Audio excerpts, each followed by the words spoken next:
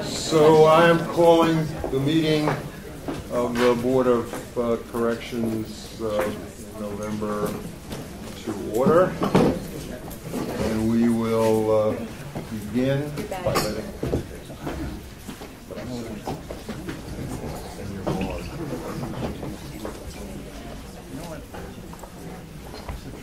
We'll start the meeting with consideration of the October meeting minutes, which have been distributed.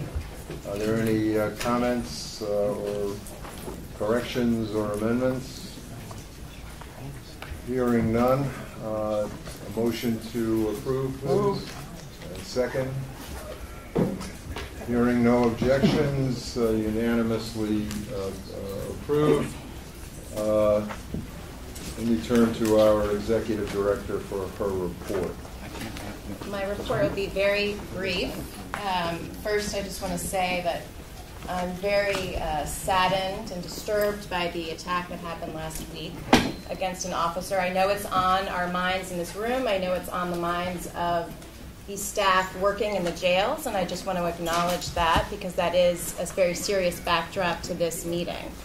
In light of that, I know we'll return to that subject later today. I just want to briefly cover some business. One is PREA rulemaking. We've received some questions about it. I want to clarify that the board intends to release a draft of the PREA rule in February, by the February meeting, with the intent of starting a public comment period of 30 days and to release the final rule in March. I also want to clarify that today we don't have a vote on the rule before the board that the board's been working on currently related to visits. We don't have a meeting scheduled yet for December, so it is likely that we will be scheduling a special meeting to close out the work on that rule. And lastly, I want to say that starting in January, we will not be at this location. We will be at 125 Worth. And that's the amount of my business today. I'll return to some more substantive topics at the January meeting. Thank you. Report from the Ad Hoc Adolescent and Young Adult Committee. Good morning, everyone. I joined Martha King in saying how deeply saddened I was to learn about the vicious attack on one of our officers. We know our officers risk their lives every day to ensure the safety and well-being of all of those who work and are incarcerated at Rikers. You may not know that this vicious assault against Officer Raymond Calderon took place in the Administrative Segregation Unit of GMDC.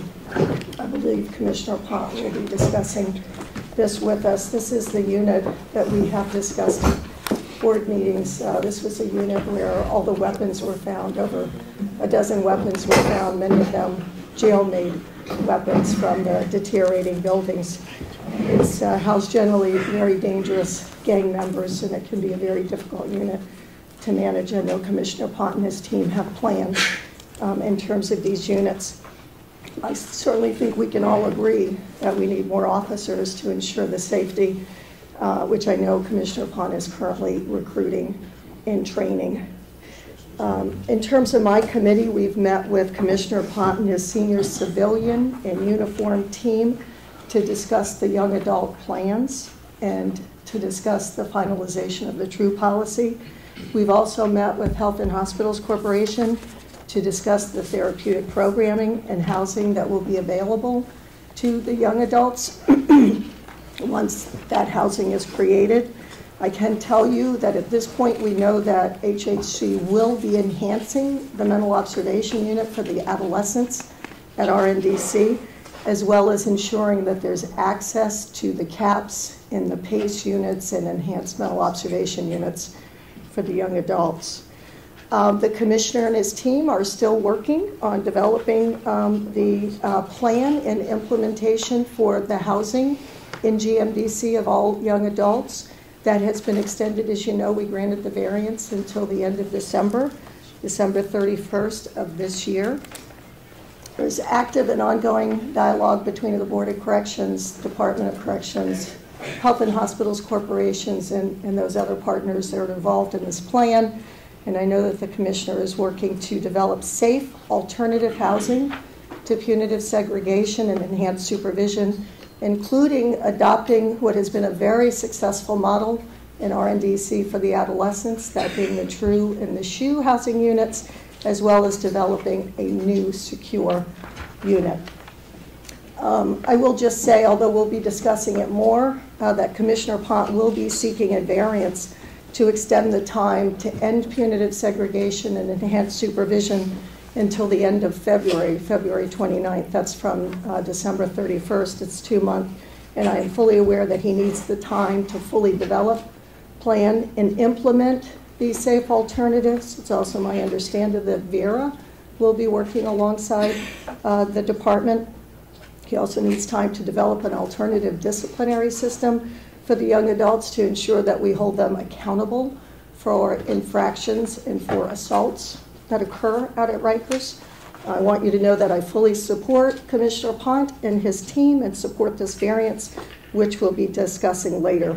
He will be presenting to the Board of Correctional a full report on the young adult plan regarding ending punitive seg and for them, and also there'll be a full presentation at the January board meeting. We have a fairly full agenda, so I wish to keep my comments brief at this time.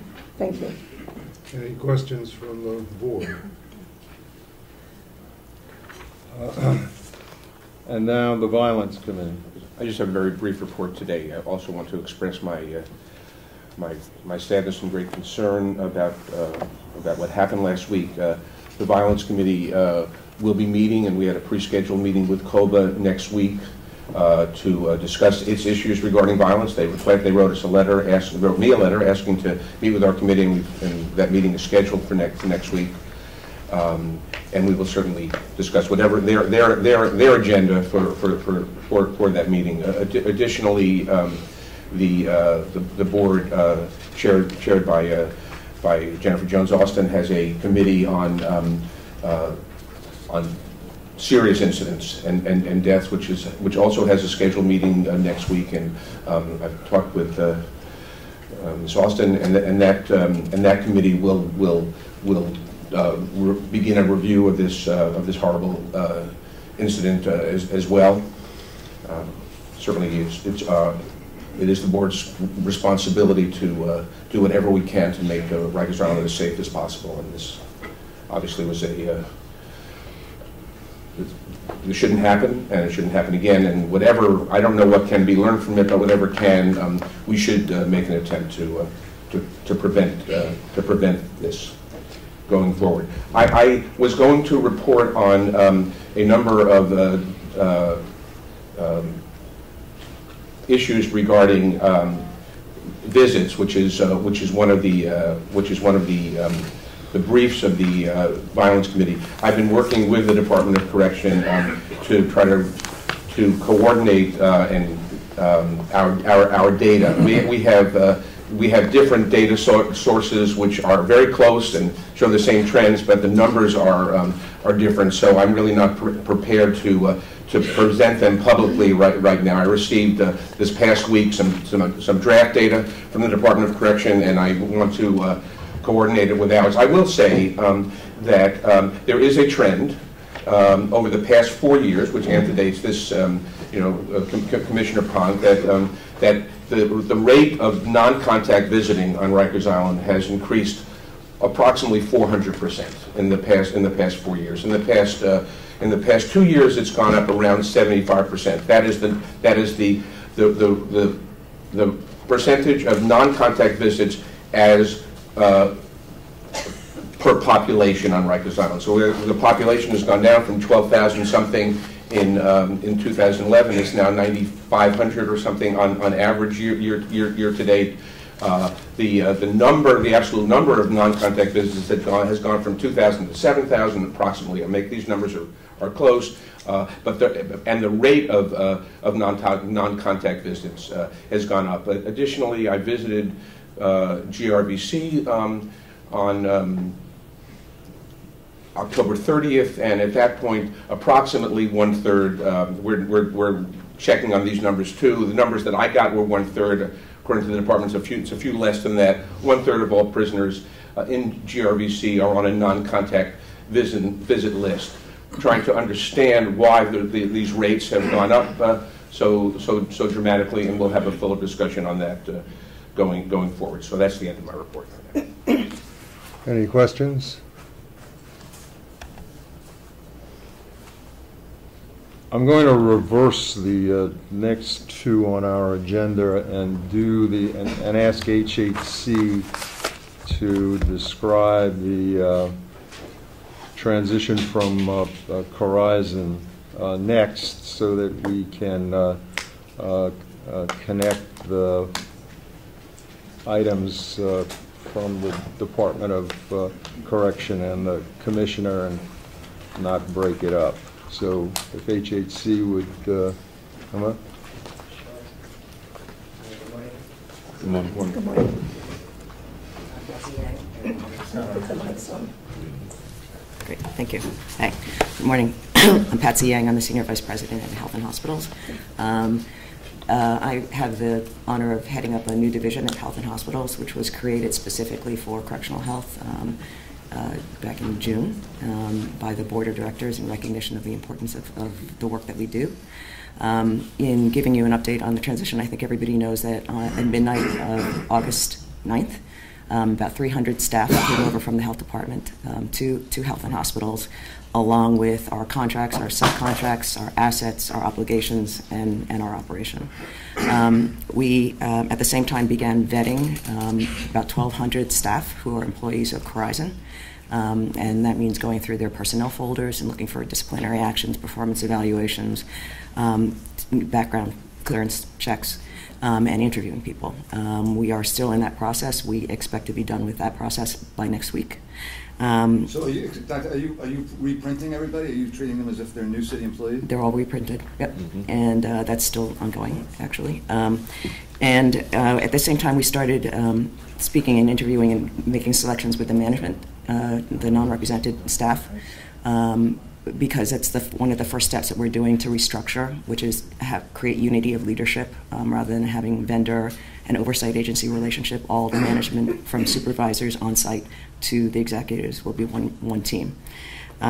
We were able to get our affiliates approved on the evening of October 22nd by the Health and Hospital Board. At 8:30 the next morning, we met with the union leadership for Doctors Council 1199 in ISNA to update them on the transition and the affiliates. We continue to do our vetting. As I said earlier, we expect it to be done by next week, at least for the internal selection by Health and Hospitals. But the leadership of the three unions had asked that no employees be notified of our determinations until all employees could be notified, which probably means a delay to the end of November, given security clearance checks. Some people need to actually get reprinted for legibility. We are most concerned and continue to be concerned about continuity of operations, so we're not making major modifications at this point in time to staffing or service models. We are still making minor changes as we hire and we restructure. Not minor, but not the major earth-shattering ones that we hope to make. We have begun discussions with City Hall and OMB about future plans and needs for enhancing quality and continuity of care. We also have begun working with Health and Hospitals, other programs, to leverage their assets and their services. So it's everything from Metro Plus, which is their own Medicaid managed care plan, to their health home, so we can identify people who are actually affiliated with a health home before incarceration and return them for continuity on discharge. Programs like that. We are still very much committed to working with the Department of Corrections to strengthen the partnership to actually protect and enhance the health and safety of all our patients and our staffs. As soon as the transfer was announced, Dr. Raju and I met with Commissioner Pont and Jeff Tamkidikasem, and we have continued those conversations around communications and coordination. We have weekly staff meetings at senior levels to jointly plan and problem solve. At the suggestion of and with the direct support of Commissioner Pont, we began daily huddles of the health and custody staff at AMKC, GRVC, and GMDC, dealing with safety, challenging patients, production, and sick call. We're hoping to continue those and expand them to the other jails. There's a robust workplace violence prevention program at health and hospitals, which will, Bob will talk to you about it, but that'll be incorporated into our operation as well. And even while the Doctors' Council negotiation still has to occur, we have stated our commitment to working and engaging frontline staff around safety and quality, and participated last week in the first collaboration council at the corporation. So I think that's about it. And December 31st is around the corner. Questions? Go ahead. A couple questions. Thank you very much, Patsy. And I think it's terrific that the program of healthcare on Rikers Island is leaving its current vendor and going into the Health Hospitals Corporation, an organization that I have great respect for. I used to work for, and represents one of the great institutions in New York City. But I have some questions as well. One involves, sorry, I didn't mention I was going to ask you this question, but the New York One report from last week regarding vetting of employees. What is the role of the department versus health and hospitals in terms of deciding whether or not someone is going to be an employee? In particular, that story raised the issue of people who have worked. I don't know. I haven't seen their evaluations over the past 10 or 20 years, but have worked successfully, and maybe losing their jobs. You said nothing's being announced, but the story was out there. So.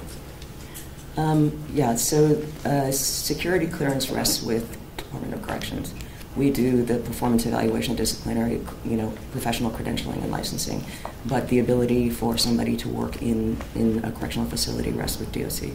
And the security clearance is based on, I guess Commissioner Blake can talk to that. I mean, how is the security clearance? What are the criteria for working? Good morning. So the security clearances, we do fingerprinting of the employees. And when we get the results of their fingerprints, all felonies are something that will bar them from security clearances in Rikers Island, and 43 other misdemeanors. Those misdemeanors range from overthrowing the government, sexual crimes, and various other misdemeanors. So any one of those is an absolute, or there's a process? No, there is a process. It's not an absolute. So first, yes, it will start with them being barred, their security clearance lifted, and there's an appeal process we put in place for those individuals to appeal to HHC. We will take a look at them, and we will form a group comprising of myself, Rod Williams, who is Health Affairs Assistant Commissioner, as well as the Chief of Department, and we'll take a look at their overall record, history, and take a whole lot of things into consideration and make a determination whether or not those clearances will be restored. Is that process going on right now? That is correct. Thank you very much. And Commissioner, I imagine issues of non-disclosure are something that concerns you as well. Absolutely. So we're not providing any information without the employee's written consent. No, I mean employees who may have been arrested and did not disclose their arrest. Oh, that's a big problem. Yes. Thank you. Other questions of either? I just one more quick. In the past, when the Department of Health and Mental Health were responsible for the health care, and I guess they still. I'm sorry, this is not to you, Commissioner. This is to Patsy. Thank you very much for your response. When the board needed not confidential medical information, but any information about the operations of the medical program, we requested it and were promptly received it. I just want to ask, will that be any problem under this new administration? I don't see any change in that. Okay. If anything, we'll be faster. Okay, thank you. Any additional questions? And I don't know if you wanted to receive a brief report on the other two agenda items. Please. For HHC. Absolutely. So good morning. Thank you. Good morning. So the RHU and broadly the broad group of units that we're working to improve and innovate, which would include RHU, CAPS, PACE, and then some of the adolescent and young adult units. So on the RHU specifically, as you may know, there now is only one RHU functioning in GRVC. So the RHU, restrictive housing unit, that was in OBCC, where we really had the greatest difficulty in connecting patients with programs on a regular basis and living up to this obligation to our patients to get them out of the cells as much as they could handle and as much as they could engage. That unit in OBCC is not functioning anymore. It's not an RHU, so we have one RHU that's in GRVC, and in the last several months actually has come to work much better than in previous models. And so because it's a relatively limited footprint, and most importantly because people are there for brief amounts of time, there is a clear commitment to use engagement and aggressiveness as the metrics for pulling people out of cell and getting them more liberty and more activity, as opposed to simply, this infraction or that infraction. Or so that the unit is functioning much more as originally designed. That is to say, less about punishment and more about engagement and behavior modification. That said, it's one unit. It's a small unit. The other units that really are critical to as part of this entire picture, as you know, we're still trying to get the fourth PACE unit open. There's some physical plant modifications that are happening. That'll be hopefully in the next month or two, and then that will allow us to have a special unit for people going back and forth between the state mental health system, between OMH and Rikers. Those are cases that last a long time. Those patients get lost in the other mental observation units, so that's critical for us to get open. In the adolescent and young adult settings, I know some of you met with Dr. Ford. One thing that we mentioned last time we were here, historically we really have struggled with intellectual disabilities or developmental disabilities among patients in our setting. So both in the young adults, that is GMDC, and in the adolescent setting, we will have more dedicated adolescent psychiatry resources coming in. I think she shared some of the specifics with you. But that will allow us to do a much more comprehensive assessment of everybody. So in every adolescent that comes into our NDC will be receiving a substance abuse and mental health assessment. And that's different. It's not that we rely on a doctor, like a primary care doctor, to refer. It's that we believe there's such a high prevalence of these concerns that everybody will get that type of assessment. And so that, in addition to some of the other programs you heard about, the creative arts programming and some of the dedicated housing units for both mental health and substance abuse, I think that gets us quite a ways towards meeting our commitments to these patients in those two settings. And as I said, the PACE units expanding, and as Patsy referred to, working with OMB and some of our partners to expand the footprint of these great progressive units, I think is a major challenge for us in the next couple of years. And then the other really unsolved concern, which I think that Executive Director King has brought up, is that we really need to have a working group on sick call. So we still continue to not really know on a day-to-day basis the full denominator, the full burden of sick call requests. We do a great job of, in a lot of facilities, of getting people to sick call, and once they get there, I think that they're getting good assessments most of the time. But there are patients in some housing areas who struggle to get access to sick call, and so I think that is an area that we all have agreed that we want to focus on in the coming months, to devise a system, particularly in places where we know that there are challenges, operational challenges for sick call. So the C71 corridor is a good example of housing areas or high security settings where it's hard for patients to access the sick call providers. It's hard to get the sick call providers to those places. So we want to really do more to come up with a verifiable way to monitor the denominator, which is how many people wanted sick call today. And that's all. Questions? No, I just commend the Health and Hospitals Corporation and Dr. Ford and you all on your plans to really enhance mental health, substance abuse, and working and making assessments with those who suffer from developmental disabilities. Thank you. Thank you. We will now be moving to the update and reports from the Department of Corrections. There are some specific items which the department will be reporting on, but I also invite the Commissioner and the department to bridge into the discussion on the proposed rule that has been in rulemaking process now for a few months. A great deal of discussion and analysis and evaluation has been going on and will be going on in the coming days. So this would be a good opportunity to hear from the department on its own evolved thinking in regard to the proposed rule, in addition to the items that they're going to update us on. So, Commissioner.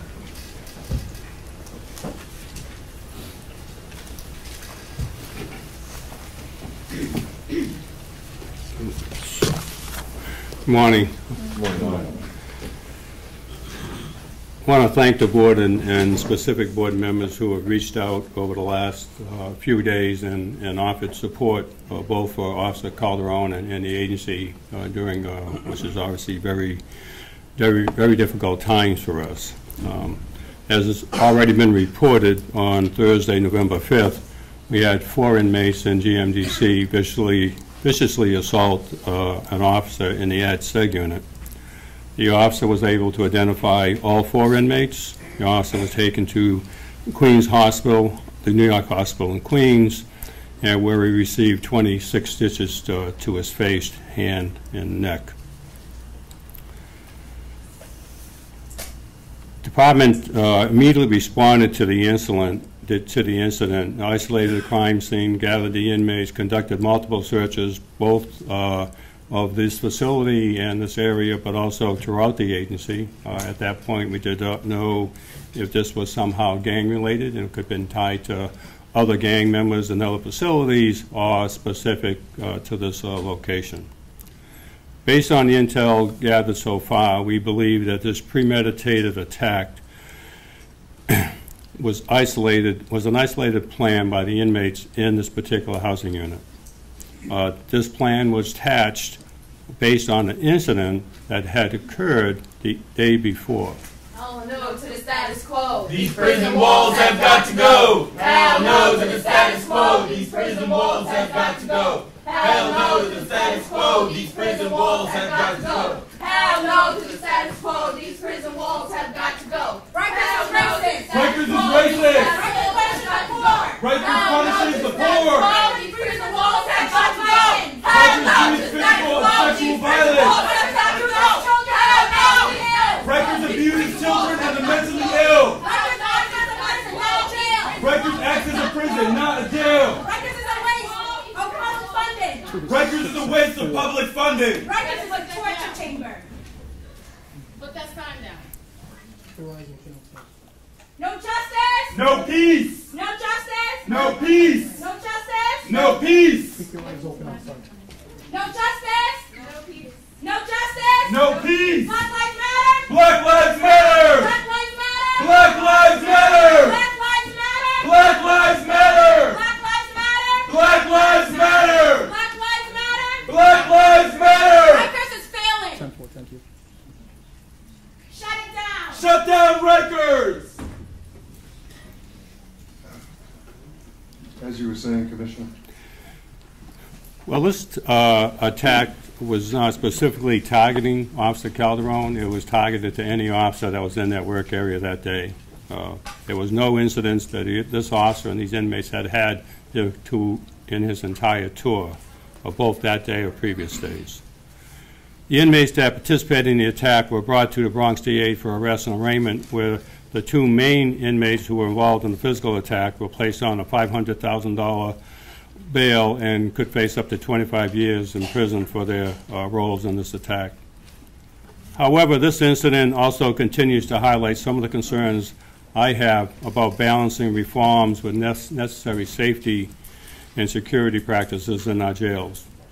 Without the proper tools in place and the rule changes that we've been seeking from this board, we will continue to be severely hampered in our efforts to shut down the introduction and movement of weapons and other contraband into our facilities. This is another slashing that is a result of the hard-to-find scalpel blades, hobby craft blades, and small instruments that inmates have been using over the past several years for violence in our facilities. These types of blades cannot be detected easily, but can be detected through the use of the body scanner technology, as the board knows and supports our change in the law to help us there. The blades are smuggled into our jails from a number of sources, and smarter visitation policies can help stem that. Such attacks of this violent nature are an example of the type of a violent infraction that would qualify for our 7-day override. We need the board to vocally support our call for the use of the body scanner technology in our jails to detect these weapons.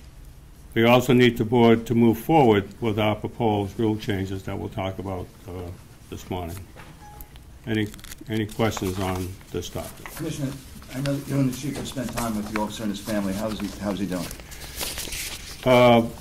You know, as these events occur, the officer's a veteran, so he was in good spirits, as you know, remarkably so. Sometimes it takes a few days for that to sink in. I can't imagine. It was actually a bigger impact on some of his fellow officers. You know, they were absolutely in just horrible shape to see that happen to a fellow officer like that. So he's doing as best as he can. We'll support him every way we can.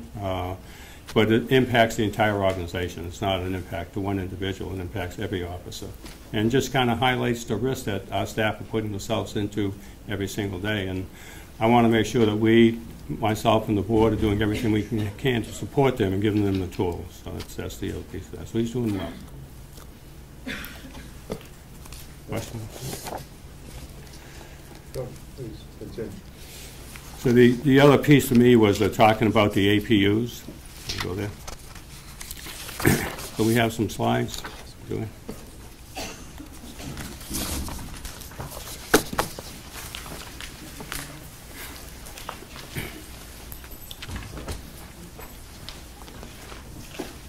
Maybe we don't.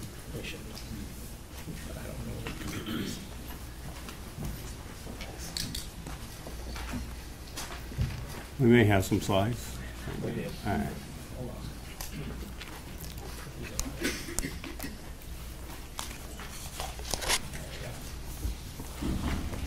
So APU was a celebrated program unit. It was while it talks about programs in general, it was put in place to really prove to the organization that in this model we could do all the things that we said we could do, both in supporting our staff, better training of the officer, better support for the officer, better programming for the inmates. All these pieces put together makes a safer environment for staff and inmates. So what we did, we've established 8 housing units. The initial part of the APU, we put through about 450 inmates, because obviously we're a jail, people transition through those units. During that period of time, we had 0 serious incidents, slashing, stabbings, use of force that took place in these housing areas. In JRVC, we have 140 inmates in 4 housing units and multiple ongoing initiatives. So the initial APU was put in place at GMDC, and that model then was shifted to GRVC as a continuation of a practice that we think has served us well. So the next slide is a little bit busy, but it just talks about the path that we've chosen in our anti-violence agenda. So reducing violence in prisons and jails is not just about one tool, it's about multiple tools, both the training of staff, the mental health of inmates, all the pieces that really have to work together in order to keep our jails safe. These models take all of those things into consideration. So it's actually emptying housing units, getting them up to the sanitary condition that they need to be, make sure things are worked as designed. Make sure our staff are trained on all the things that we'd like to see them do in this new model. Make sure they're supported. Additional supervisors in those areas to make sure when staff have difficulty with rule enforcement or don't understand a practice, there's somebody there to lead the way and show them. So as we took that through GMDC, we saw just great results, probably better than we could have imagined. We're now in the process of shifting that model to GRVC. I believe we have today 4 or 6 4 housing units open, and the difference in GRVC than GMDC, GRVC is all high security inmates, and GMDC we had some low and medium custody models. So GRVC, because of its design, will deal mostly with high custody inmates. So several of the key elements of the APU tracker was staff empowerment. Our way forward in this agency is to empower our staff to do the jobs that we've hired them to do. Staff that have gone through this model really support that. They feel that their job is more meaningful. They believe they can have a much more involved impact on the lives of the inmates who are under their care and supervision. And at the end of the day, it's a safer model for all concerned. So we on number 2 here, we manage the performance of the key processes, the housing classification approach and performance management. So everybody knows we implemented a new classification tool. Part of that tool was to really, what's the mix? So it's not only the high and low class and what the classification level of inmates, but what's the appropriate mix, both from gang makeup to inmate needs. And so the model that we've designed, I think, really serves well to say, okay, in this mix, we can actually expect less violence and less incidents. If we have all gang members, it's a problem because then they run it, have too high of a mix of one gang members, then you got challenges. But to have the appropriate mix that makes this a safe facility to manage.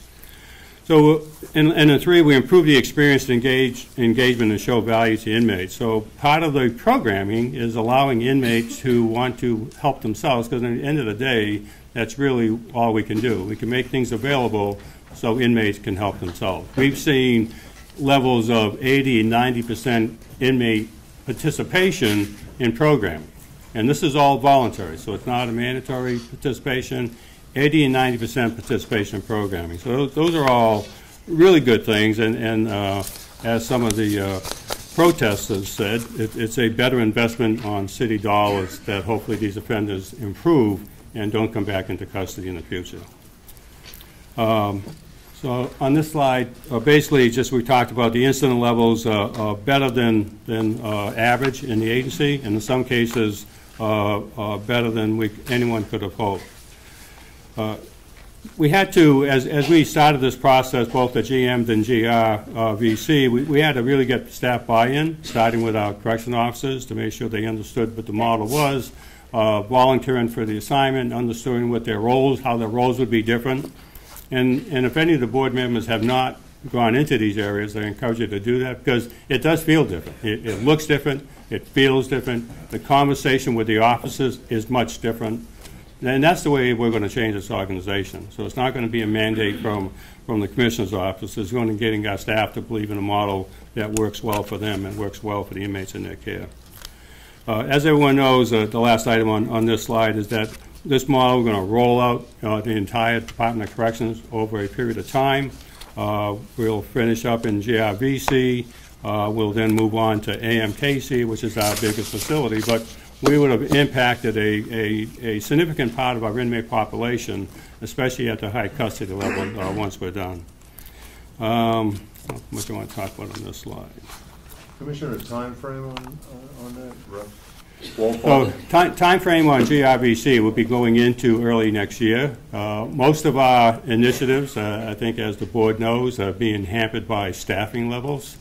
So every time we want to put in a new program, a new initiative, from PACE to CAPS, the staffing level, both in training and support and numbers, is hampered. So it's we have 600 officers beginning on December 8th, graduate the academy. December 8th or 6th? Is it 8th? 6th. And so we have another 600 plus starting in the following year. So I don't know if Jeff wants to give the time frame on GRVC. Yeah, I mean, I think that essentially we're moving as fast as we can. We're hampered, as the commissioner said, on a couple of fronts, but we're pushing forward with them. A lot of it is kind of basic construction and training for our staff to kind of move people, and we want to do it safely. So we've got a relative time frame that basically moves into 2 housing units every 2 or 3 weeks. Sometimes we kind of get caught up in some things. We try to speed up a couple of different things, but certainly by the early part of next year, we'll try to have GRVC assess that, and then we'll start moving forward to the other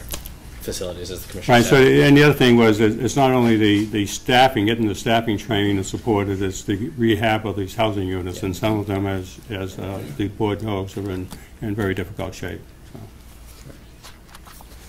So the other slides here are just, it gives you, as the red boxes show on this slide, I got a slide number here.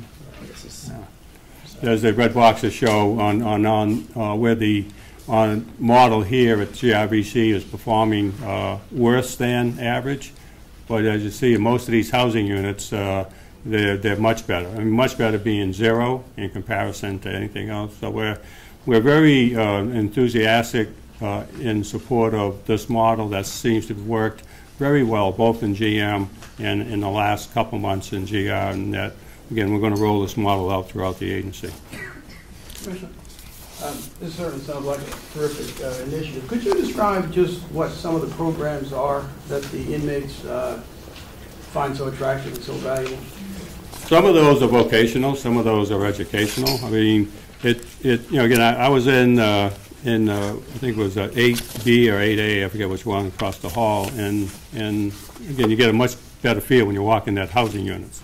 And so I had Chief Gunsby with me. So some of the inmates that he has been dealing with over the years were saying to him how these certificates, like HVAC, OSHA, I mean, all those things, a short-term stuff that, again, jails, you don't have a lot of time to work with people. This particular inmate was saying to the chief, he said, I wouldn't have believed this, he says, but I'm here, I'm participating, had no complaints or issues. So it's for jails, it's kind of a multi-tool of what you can engage to. So the basic premise of these units is that if you behave well, participate in your regular programming, then this other programming is available to you on weekends. So we can give you the whole list of what that is, but it's a host of things, and it's evolving. So I know Jeff's been working very hard to get other programming in place, and we're also working very hard to get young adult programming, which is a different model and different challenge. So we're working from working on kind of an apprenticeship with the city parks agency to train people inside, so when they go outside they can start working. So we're all those kinds of models. It's the great piece of tying what's happening on the inside to support on the outside. When we have that bridge, we know things work very well. Thank you. Excellent. Go ahead. No, I just wanted to comment, Commissioner. I went to the GRVC Dome housing area, and it was amazing the way that they really have brought into the notion of services, and that if they don't engage in violence or have fights, that they're going to get access to services. It was really nice to see. And it not really basic services, right? Not basic services, absolutely. It was really nice to see, and they acknowledged the fact that there were 4 gangs in there, yep, but they were coexistent solely because of the agreement they feel like they have with the department around services and giving second chances. So, congratulations. I look forward to the full rollout of this. Thank you. Again, staff, the feeling of the staff when you go into these units is probably where you feel that the staff feel they're running these units, and not in an authoritarian way. They understand that part of running units is to work with the inmates in the units, and the models is working exactly the plan. I just wanted to make a comment. I was at GRVC 2 weeks ago. I did not go to these units, but will in the next few weeks. But just GRVC has been a problematic facility, I feel, for the department historically, and my visit the last time showed a very different feeling that I had both throughout the facility, in the RHU, in the punitive segregation units, and there were lots of cadets, I guess, who graduating in December, and they wanted to be at that building, and I was just very impressed by the transformation that he brought forward, and want to strongly commend this program. Thanks. Thank you.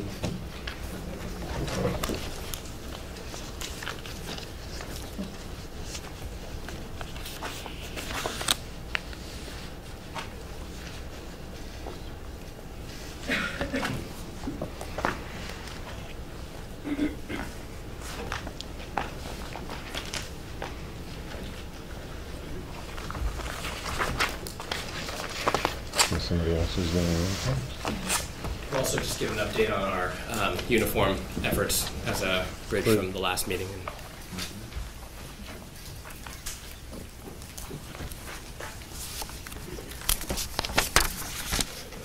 Good morning, Board. Good morning.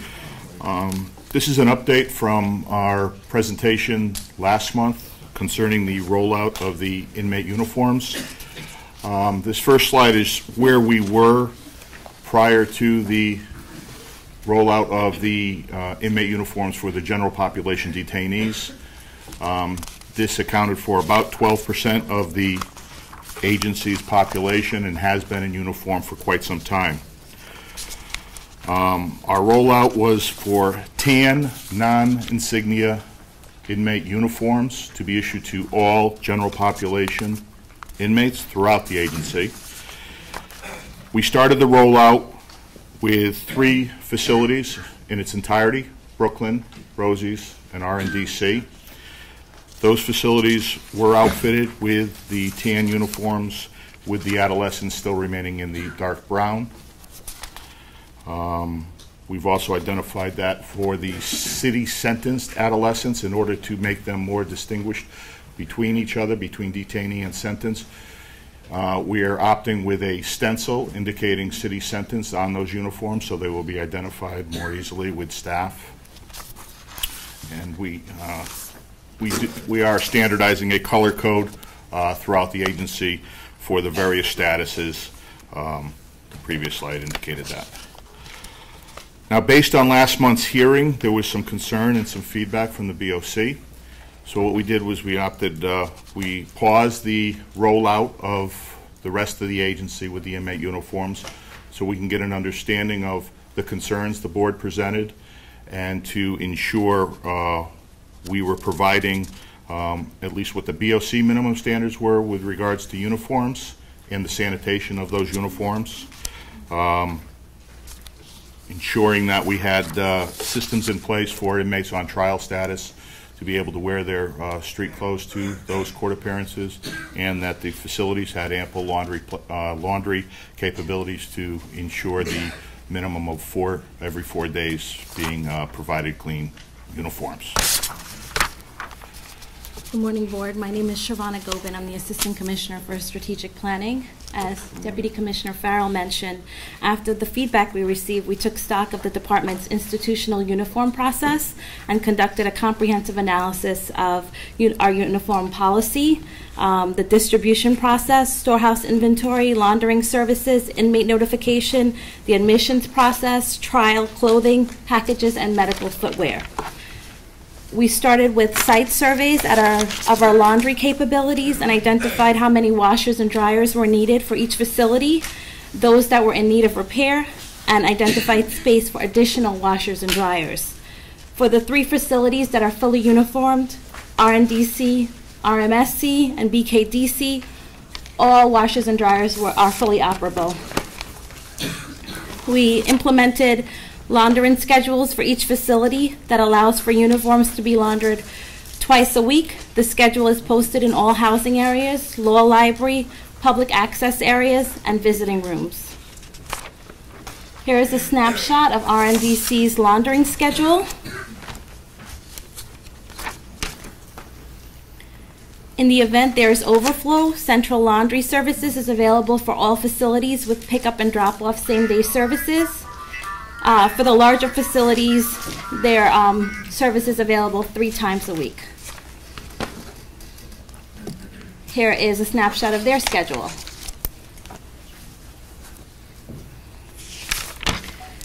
The next few slides talks about our inventory of uniforms, undergarment, and outerwear. So as of October 30th, we have 31,000 shirts, 30,000 pants, and 18,000 sweatshirts. We currently have enough uniform in our currently have enough to uniform our current population, but are still awaiting the Corecraft delivery before moving ahead. They're expected in December, January, and to maintain sufficient supplies of uniforms, the department will reorder 34% of uniforms on a yearly basis. Here's a snapshot of What's the tan? Our tan wasn't the traditional color. City Manager, do you want to respond to that?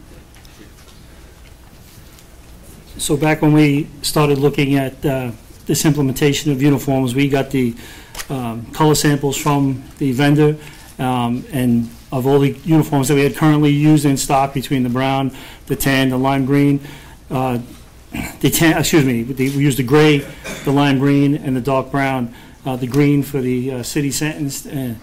Tan was the only real color choice that was left. Everything else was the orange and white stripes, the black and white stripe color. The color swaps were color selection was very limited, so we went with the tan. Thank you.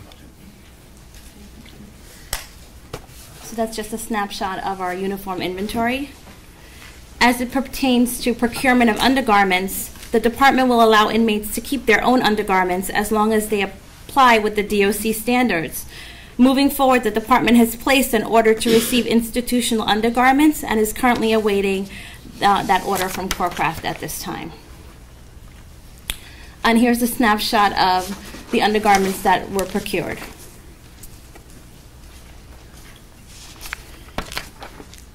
As it pertains to outerwear, the current inventory in stock is about 954, and in September we placed an order for more than 10,000 outerwear, which we're currently awaiting also from Corcraft. A pivotal point of our rigor and analysis of institutional uniforms were the inventory recognition checklists and audits that we implemented. The 3 facilities with full institutional uniforms, RNDC, RMSC, and BKDC, complete quality assurance checklists and submitted for every inmate in their custody each week. This has been going on for the past 3 weeks. We've also established an ongoing audit process that our internal audit unit, led by our Deputy Commissioner for Quality Assurance and Integrity, will do. The pilot began at RMSC last Monday. Once we assess the pilot, we'll roll it out to the rest of the facilities.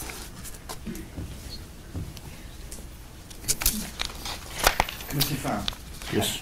Thanks for coming back. Just, and I missed you, and I didn't get a chance to read this. So just explain about the civilian clothes for people who go to court. Okay. Just explain it to me for 2 seconds. All right. Those inmates who are identified as on trial, whether before a judge or during jury trial or jury selection, have the option to wear civilian clothes, suit, whatever, for those court appearances.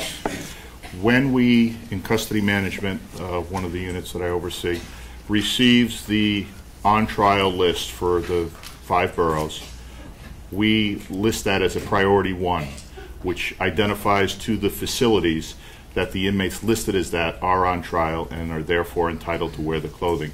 That listing goes out to the facilities the day prior to, or as soon as we receive it from the court calendars, and the facility will ensure the clothing is pulled and available in the intake room for those inmates, so when they do go to the intake to be transferred to the courthouse, they are entitled to get changed into those clothing, and they wear that for their appearance. Upon their return to the facility, the clothing is again reclaimed by the agency, stored for either the inmate's next appearance or on discharge. And what about the men and women who might be released, who are still in their uniforms?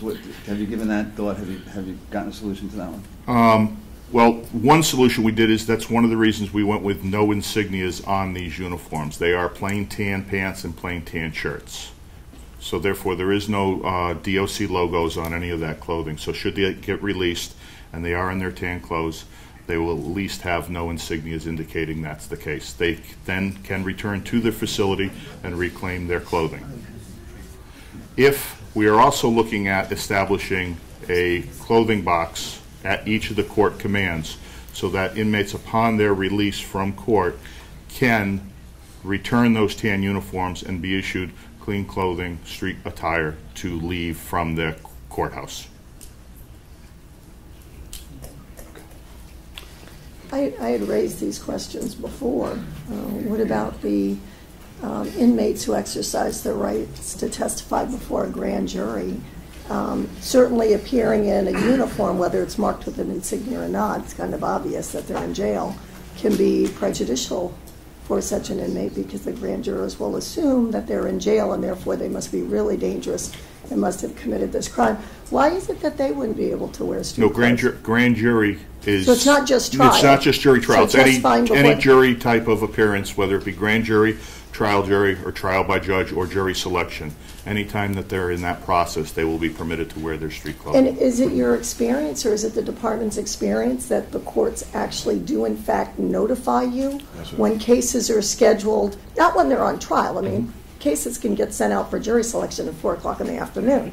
And often the parties don't necessarily know it's going to be sent out. Often they do, but often they don't. Then once it starts trial, jury selection begins, then the case is on trial. But that first date might not be scheduled necessarily as a trial date. So how do you resolve that? Because that could pose the problem of an inmate having to sit there in a uniform during jury selection, which is very prejudicial as well.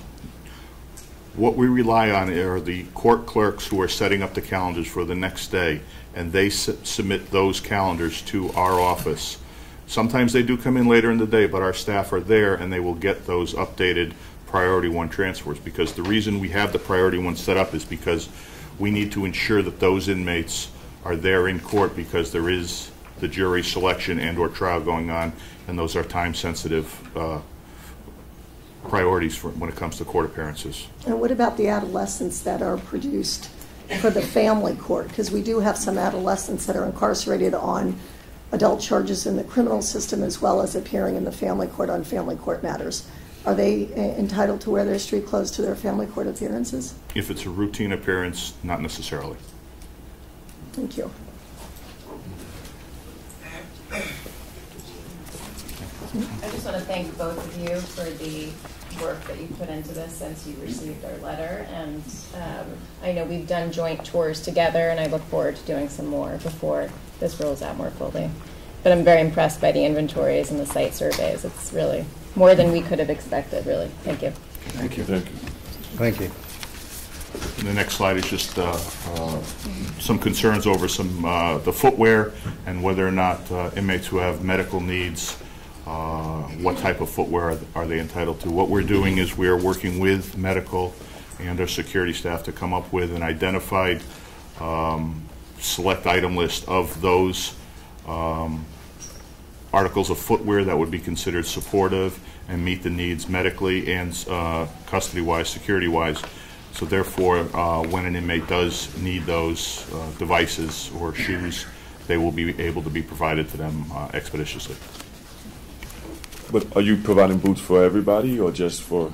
Boots would be, until we establish that list with medical and security, which we anticipate being complete by the end of this month, we have, for support reasons, we'll provide the inmate with a boot, a work boot, which will provide additional support as opposed to the current sneaker type footwear.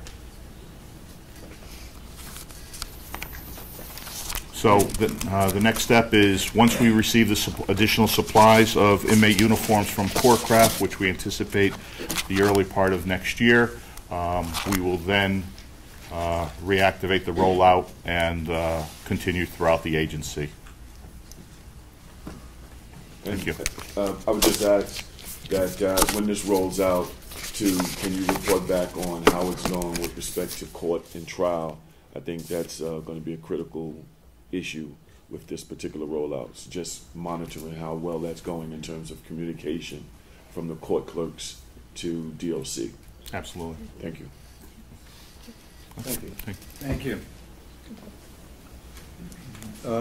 Does that complete the DOC update portion?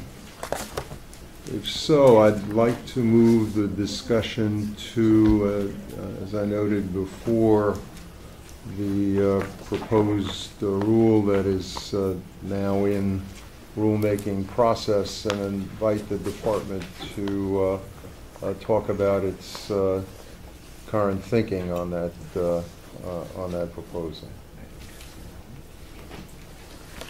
Good morning, everyone. As the Commissioner said, thank you again for all of your support and kind thoughts for the officer and the department at this time. Thank you also for engaging with us in this discussion. I know it's been a long one, and we continue to have those discussions. What I wanted to walk through are just a couple of key concepts that, based on our discussions and with other stakeholders, just some recommendations we had for the BOC and the rulemaking. They primarily focus on two main areas in terms of amendments. They're within the visitation area and within the 7-day override. Just wanted, in terms of the visit restriction, one of the recommendations we came to, understanding some of the questions that the board had about how we would properly use the information, is we would respectfully ask for the board to allow us to collect information on the visitors as we had outlined, but we would collect that for about 3 months or so to do analysis without any actual use of that information for any type of restriction. We would take that information, do the analysis, develop the patterns necessary to understand risky visitors and visits, and then we would actually come forth, propose some of those patterns, and then start utilizing that. At least that way we ensure that we've collected the information, developed the proper patterns on the information we did not have before, and then walk through what those patterns would be and what the restrictions would be following those patterns. In addition, obviously, hearing some of the concerns, we would put in the appropriate safeguards so that such restrictions would be decided upon within a unit outside of any facility within our Intelligence Bureau, approved by assistant chiefs and above, and appeals would come in, and obviously at the chief level we would kind of determine those appeals. We would also limit, at least on visitor reviews alone, we would limit the restrictions to non-contact visits and not go further and not have a denial of visit. Obviously, our own authority to deny visit based on incidents that happened because of inmates and other intel would stand, but at least for the use of visitor information, we would limit to non-contact visits. And so, in addition, as we've said over and over, we would obviously do continuous review of this, retrospective reviews, make recommendations, change as necessary. The secondary area where we would have a recommendation is on the contact, the physical contact. We understand a lot of the public concern on what this means. However, I think, as the Commissioner stated, we want to find the right balance between staff and inmate safety, as well as kind of allowing for this. None of us wants to limit positive contact. We would basically bring better order by still maintaining our request for visits that occur across a table, continue with the hug and embrace before and after, continuous contact across the table. Exceptions would maybe be made for children. We would raise the age of the children to 14, but ask for only one child at a time to sit on the other side with the inmate, and the family could break that up. We did some analysis. The numbers were very low for anyone more than 1 or 2 children. And so we would also commit to internally designating a family area within each of the facility visit areas. And then finally, we would propose and recommend a change to the 7-day override, understanding what our ultimate intent is, which is, as the Commissioner is openly committed to, we want to find the appropriate housing units and alternatives that would allow us to safely house inmates who are constantly violent. Within this regard, we would ask instead for a variance that would be for those most violent infractions, and we would place them into the 7-day override in that time. However, we would continue to work and develop alternatives and report out to the BOC periodically as soon as we could find a safe alternative and implement it, and we all both agreed on that. Then we would end the 7-day variance and not use that anymore. But we would want to find a safe alternative that we could actually implement and use, and we're sure it was working. So, open to some questions, but those are some of the recommendations based on some of the observations and conversations we've had so far, and I hope it reflects a lot of what your concerns are, while still striking the balance of what we feel we still need in terms of protecting those inside our facilities, both staff and inmates. Let's see if there are some questions from the board. I just have a comment. First, thank you to the department for taking a visitor approach and saying, let's do analysis, look at some data before we present. Let's look at what are the rhythms that we want to hit in order to have the kind of safety and security and reduce the contraband. So I just want to put that out there. It feels very collaborative. Thank you. Other questions?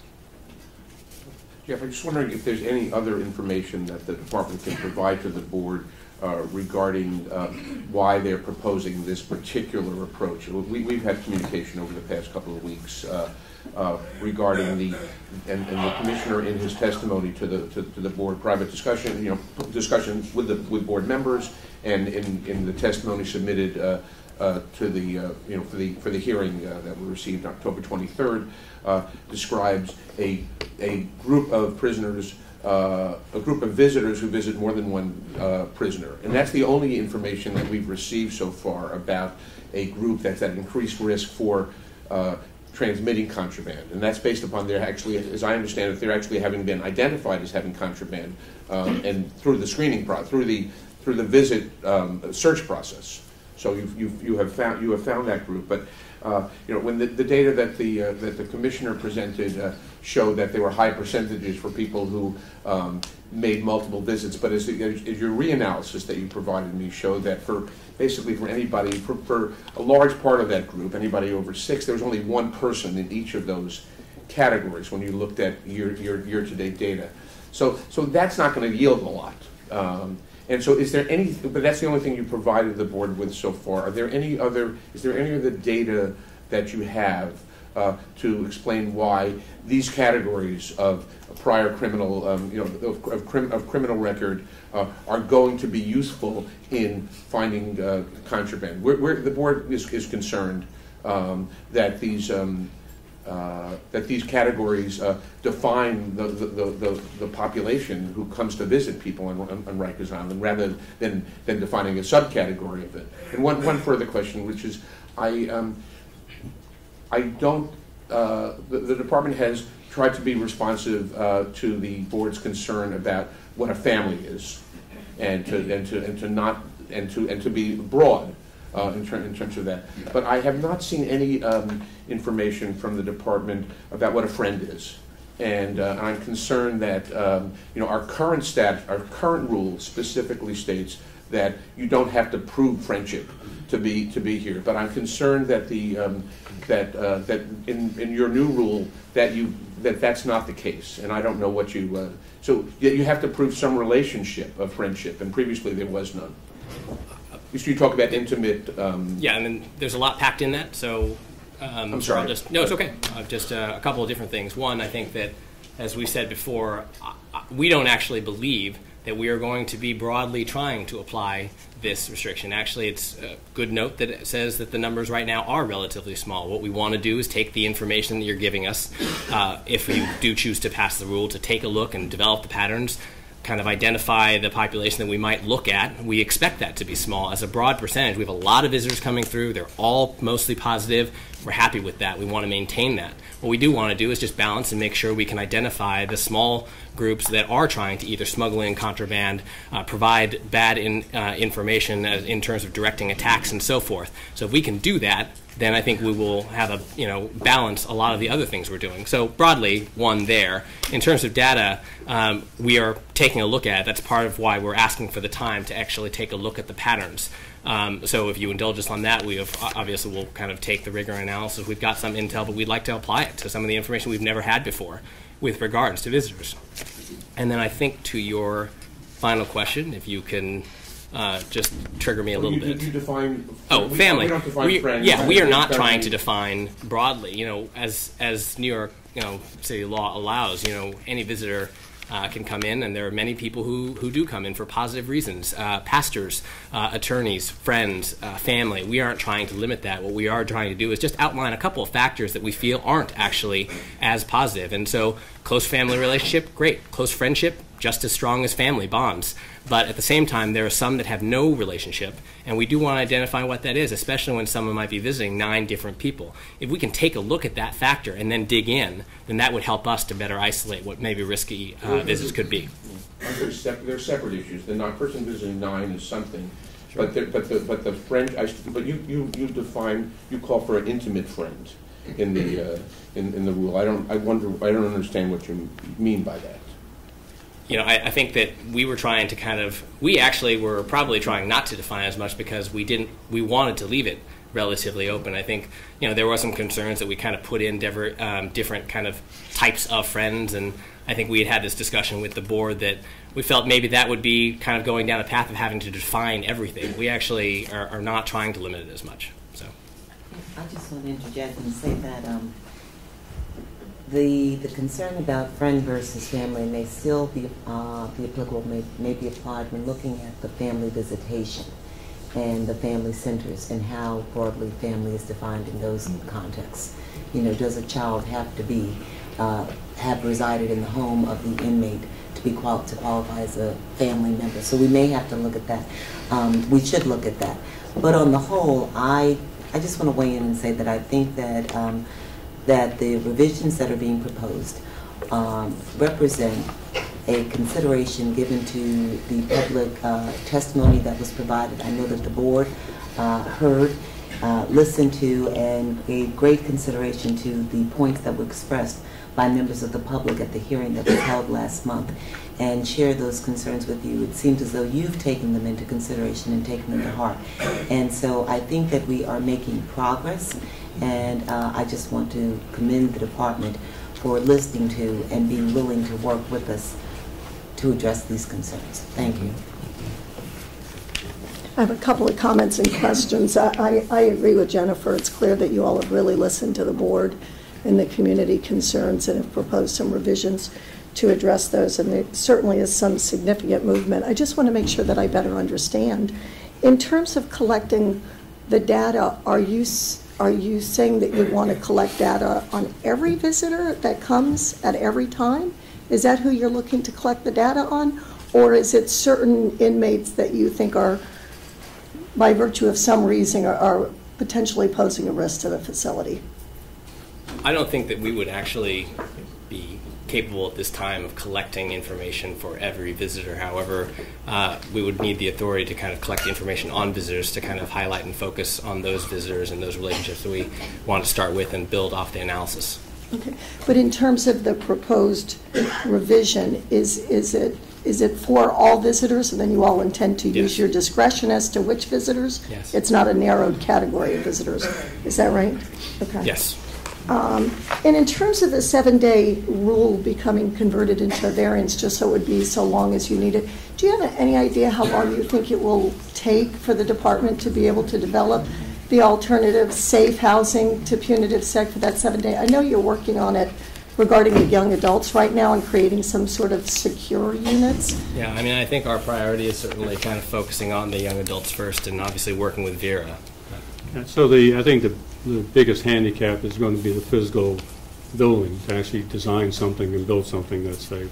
I think the program designs we can probably get to in several months, but the physical plant, to get a setup that's appropriate, will take probably a little longer. Okay, thank you, Commissioner. And I just had one last question about the package rule.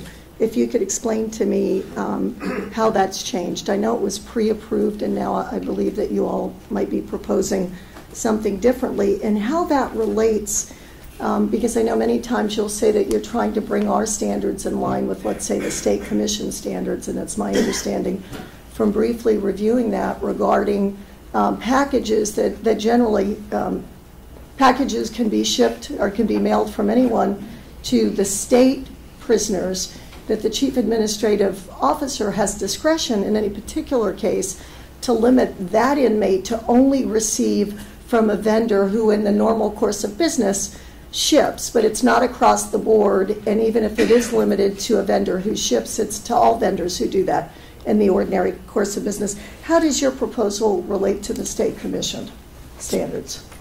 Actually, it would be the same. I would defer to our General Counsel to kind of answer specifically on that because of her background, but I think it would be the same.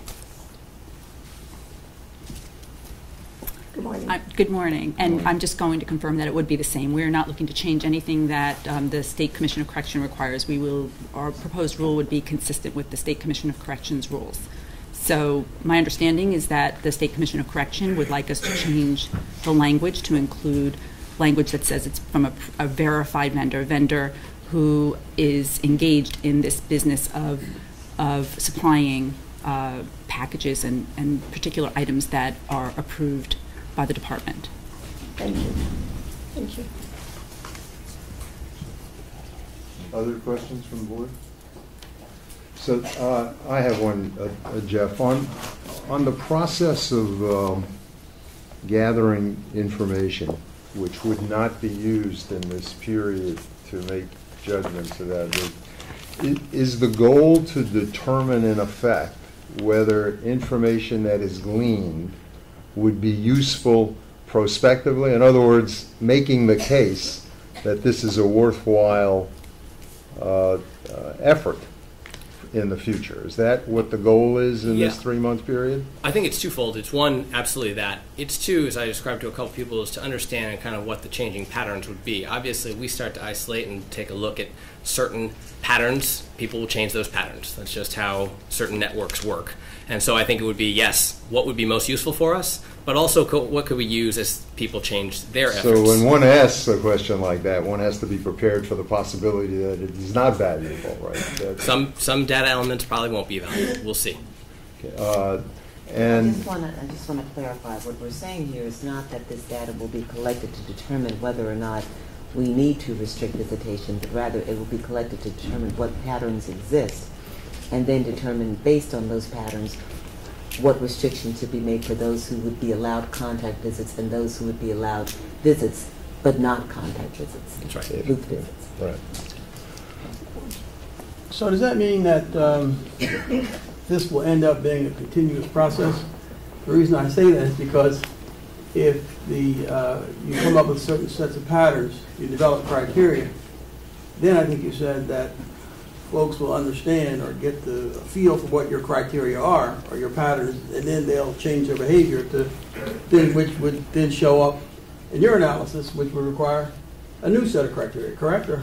That's right. I mean, that's why we want to go over, constant reviews and retrospective reviews of how it's working, what's not working. In that regard, Jeff, whatever we can learn from history and past practice, and it's been raised in several different ways at this meeting and at other meetings, is useful to have. In part because I think everyone agrees that even the limitation on contact visits is not a good thing in and of itself, but something to be used where it's deemed to be necessary to advance safety objectives. But it's a serious question in each case of proposed limitation. So I think the board would like to know what the elements are of the apparently increasing numbers of those restrictions in the recent past, just to understand the reasons and to see how that applies to the questions that are before us now. In addition, I want to add my voice to the praise of the process that has been ongoing, starting with even before, but accelerated by the public hearing and the information and testimony that came out of the public hearing, and the additional discussions that have gone on between the board and the commissioner and the department. It's really been quite heartening to see the development and evolution and the serious attention that's been paid to concerns and issues that have been raised. And as a consequence of that process, what's now in discussion is, in my judgment, much improved over what was original, and I thank the department for that. Thank you.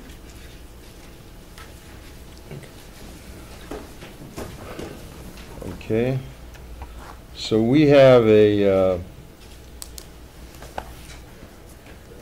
is there any, maybe I should ask that, is there any further discussion on the proposed rule as it now stands, though there's no action on it now, or have we covered the issues? Is there any further discussion? We're going to internally have further discussion. I may have Yes. further questions of the department. Oh, I'm not gonna absolutely. raise, right? This is not, right. okay. So, because we do have a large number of variances, continuing variances that have to be acted on, and we have a one that was brought to us today by the department. I think everyone has a copy of it. I'll read it aloud so that the audience can hear it. But ordinarily, we don't encourage variance requests that have not been out publicly. But in this case, it is a repeat variance, and I can't imagine, you'd have to be against Thanksgiving to be against this this variance. So I'll just read it aloud, and maybe we'll do this one first. In keeping with our goal to encourage and facilitate inmate visits with family members and friends, the department is once again requesting that visits for Thanksgiving Day, November 26th, be conducted on a day schedule rather than an evening schedule.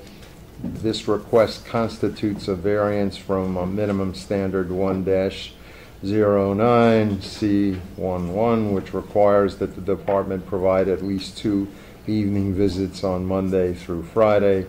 The department believes that this one-day modification to the visit schedule, which has been approved for many years, will enhance the opportunity for visitors to visit inmates during the holidays while also benefiting the staff members who work the visit posts.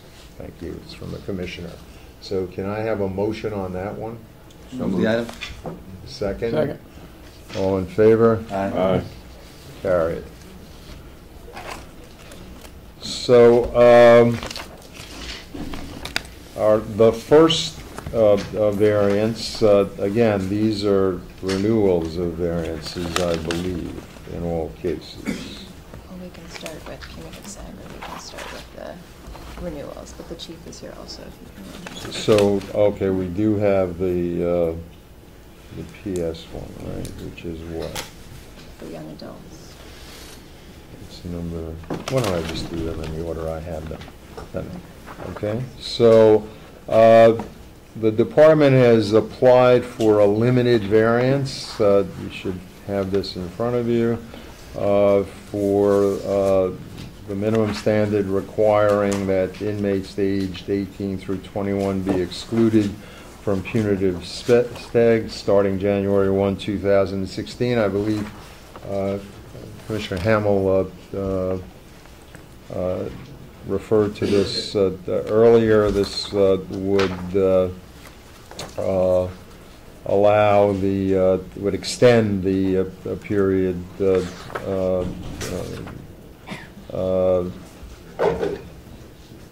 expire on February 29th, 2016. So is there a motion on that? Move the item.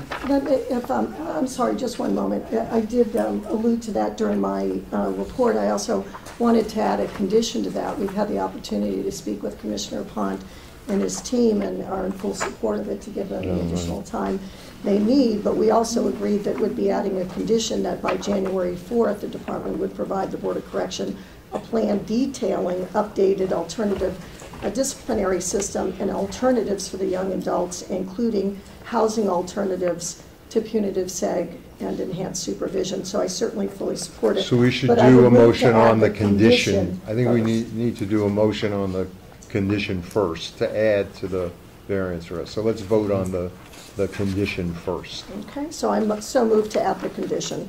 Second. All those in favor? Aye. So with the condition added, we can now vote on the variance. So moved. Second. Any discussion? All those in favor? Aye. Okay.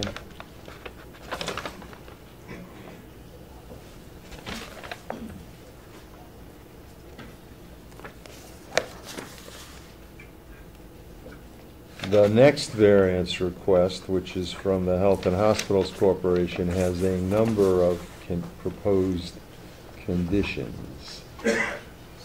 You have those in front of you. I don't, unless someone sees a need to separate the conditions, I ask that the board consider them together before. This is from the Department of, yeah, I see.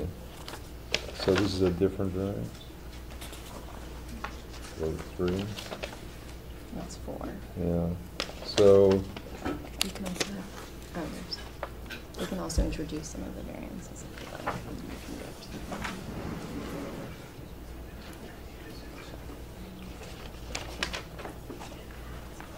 So if it's helpful, the variance that we were seeking focuses on several very rarely used clinical settings, but important clinical settings, rarely used for young adults, more often used for the rest of the population. So, for example, the communicable disease unit, where we assess people who may be at risk for having pulmonary tuberculosis or having chickenpox.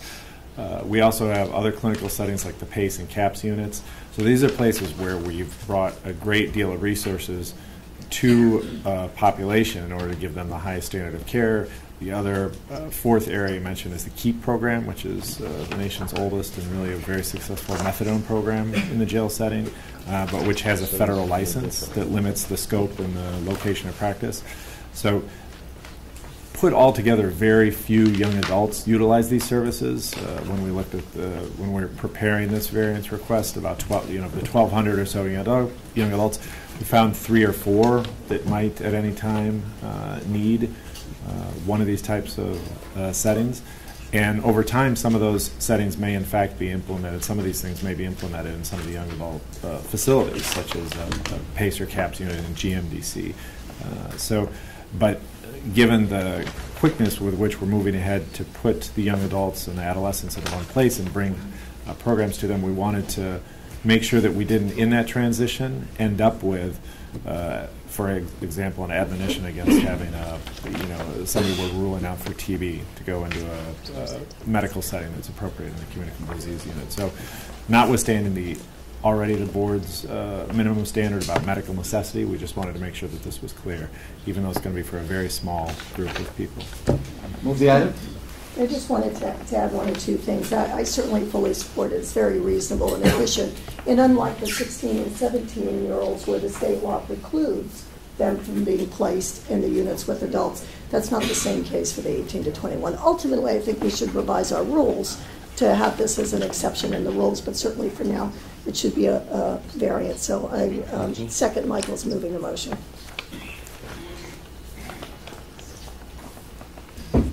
Any further comments, questions? Take a motion. Approved. Second? Okay. All those in favor? Aye. Okay.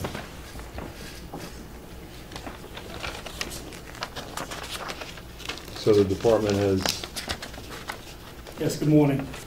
First, I'd just like to thank the board, as the commissioner did, for those members who reached out to me directly concerning Officer Calderon and recognizing the dangerous job that we do every day. So thank you. I have some continuing variances that we're requesting. The commingling of the special category adolescent city sentenced inmates and detainees at the Robin and Davin Center.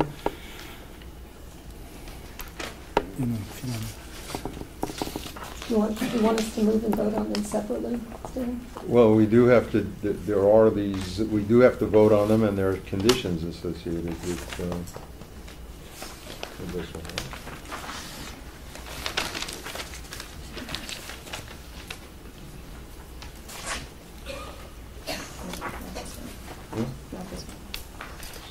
Third. Okay, so we can vote on this without voting on the conditions. So if there's a motion, please. Move the item. Second. All those in favor? Aye. Aye. Carried. The second request is the continuing variance for the commingling of city sentenced pregnant inmates with detainee pregnant inmates at the Rosa Singer Center. Move the item. Second. All those in favor? Aye. Continuing variance for the use of suicide smocks and suicide restraint bedding, resistant bedding, excuse me. Move the item. Second. Well, you will note that here, in fact, we do have several conditions. If you want to read them, and then we can vote to include all of them. So do they have them in front of them? No. Or not? Okay, so since you don't have them in front of you, the 6 conditions are only mental health providers may place a prisoner on suicide watch and require the use of the clothing. Officers assigned to areas where prisoners are on suicide watch must make frequent irregular observations, at least 4 per hour. Unless inappropriate for compelling security or medical reasons, prisoners should be housed in dormitories. Unless prohibited in writing by the provider, prisoners on suicide watch must be permitted personal hygiene items, personal items, including reading materials and photographs. Prisoners wearing suicide smocks shall be provided with daily exchanges of clean smocks and undergarments. Suicide watch prisoners shall be permitted to wear civilian clothing when inside a courtroom for trial. Those are the 6 conditions. We can vote on them, I believe. Oh, you have a question? Yes, I thought it was our policy that you didn't have to wear suicide smocks when you're being escorted from one part of the jail to another. That's correct. That's correct. So that's not what it states in here. You want that, Yes. you want that explicitly Yes. added? Yes. Which is the policy. That is the policy. It is the policy, Yes, so sir. let's note it that it is the policy. Okay? Is that sufficient? If we It should be note one of the that it's conditions, impossible? proposed requirements, as a condition that the That policy be continues, continued. that the policy be continued. So we will do that, and that, let's vote on that along with the 6 conditions that I cited. So 7 conditions. All those in favor? Aye.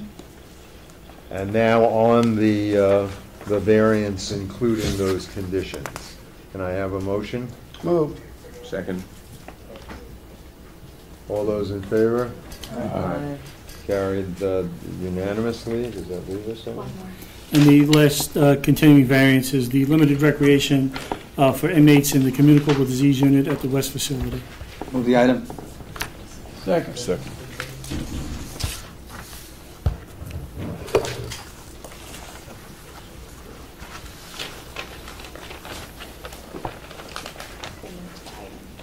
Sorry. No, you told me there's another variance. Okay?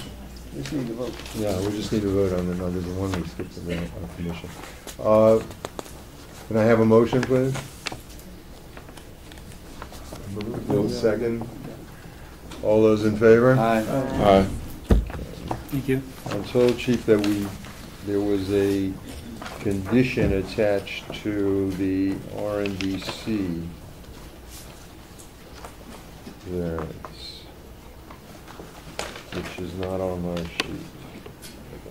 Well, actually, Stan, Yes. I see it. The condition is that adolescent city sentenced prisoners housed in RNDC will be treated as detainees, and that weekday sentence detention housing reports be forwarded to the Board of Correction from RNDC detailing where each category of city sentenced adolescent is housed. That's the proposed condition. So let's go back and add and vote that as a condition and re-vote on that variance. So first, on the condition, can I have a motion? So moved. Is there a second? Second. All those in favor? Aye. And now on the variance itself. Move. Second. All those in favor? Aye.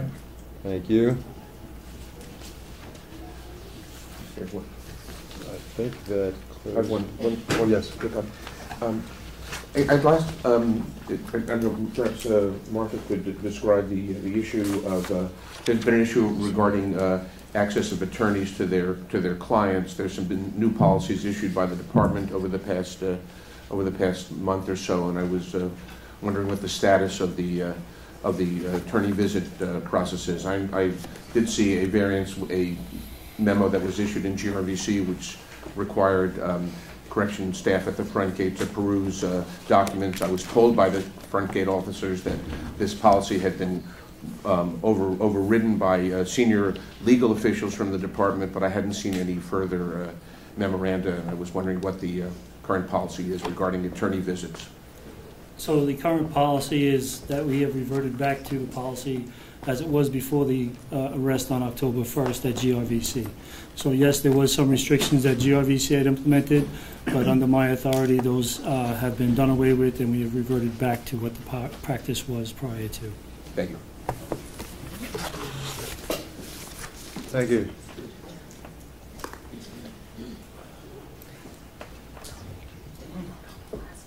Any further business? We'll now turn to our public comment period. Our first speaker is Norman Seabrook, the president of COBA. Mr. Seabrook.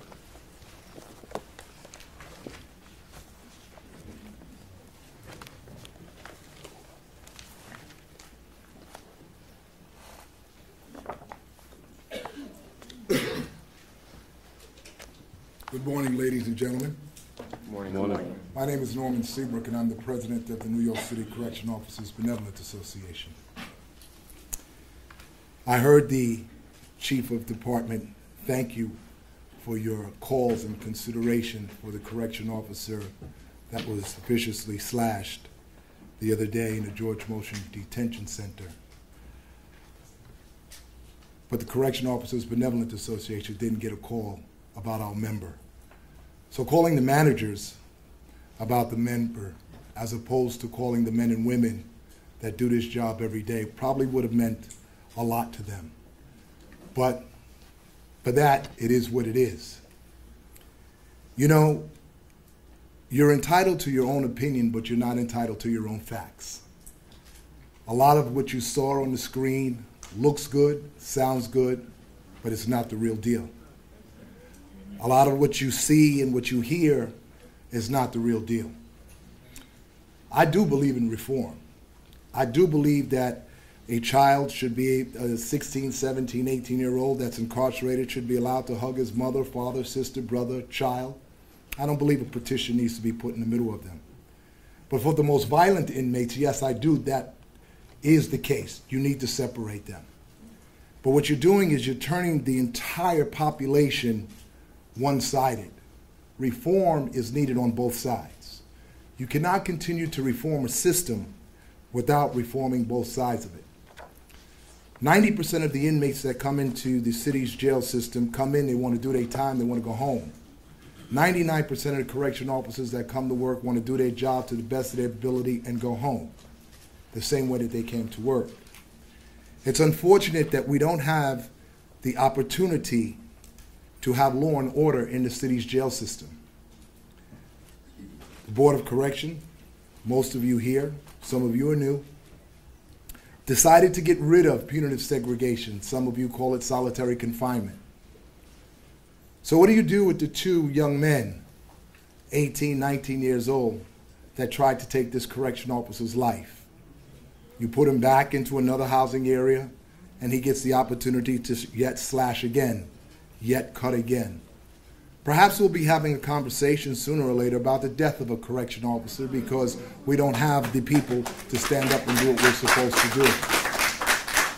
I'm not suggesting that we use punitive measures on individuals, but you can't sit down and have reform and talk about you can't defend yourself because you can't punch a person in the face that's trying to cut your throat and take your life. There are no more timeouts in the city's jail system. If you were on the streets of New York City right now and someone put you in a headlock and took a razor blade and began to carve your face, Are you going to ask them to stop, please, let me punch you in the stomach, or let me punch you in the arm? No, I think that what you would do is you would swing and you would fight for your life. We are fighting for our lives every day. We are understaffed.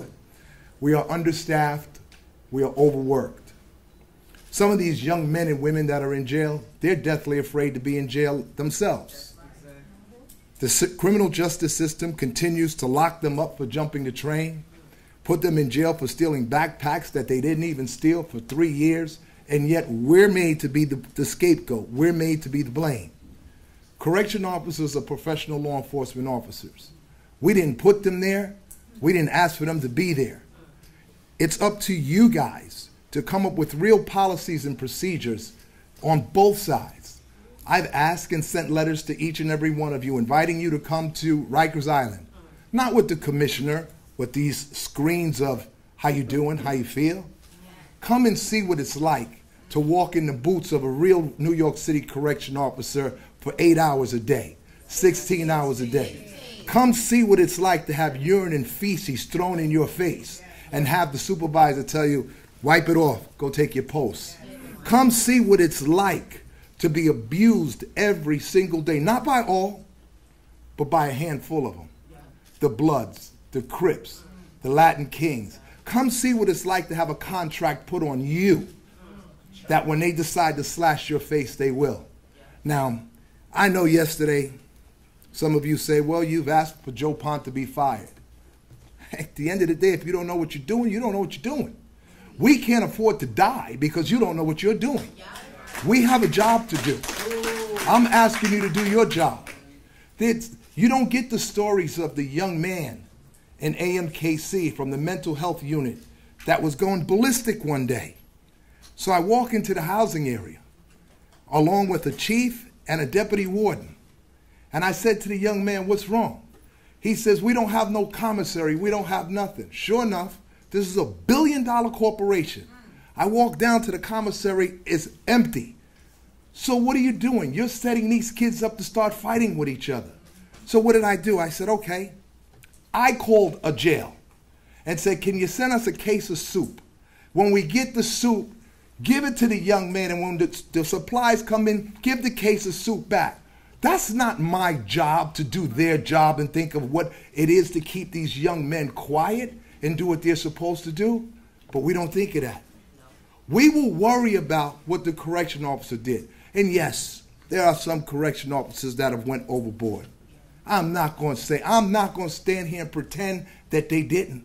I'm not going to stand here and pretend that they all do what they're supposed to do. But they're burnt out. They're stressed out. And we're not getting any help from management. Management's not the one holding that key, opening and closing that gate for the option. Management is not the one walking up and down that corridor. And then you read the stories about, well, the union agreed to it. I'd never, ever, ever agreed to any of those things that he's talking about here. That's not my style. I want to sit down. I want to make this work for all of us. But it can't work one-sided. It has to be on both sides. You have the ability to do it. Why are you not? I hate to bring up the past. Sat here one meeting. Brother Cohen, you said Black Lives Matter. I said, doesn't every life matter? Don't correction officers' life matter?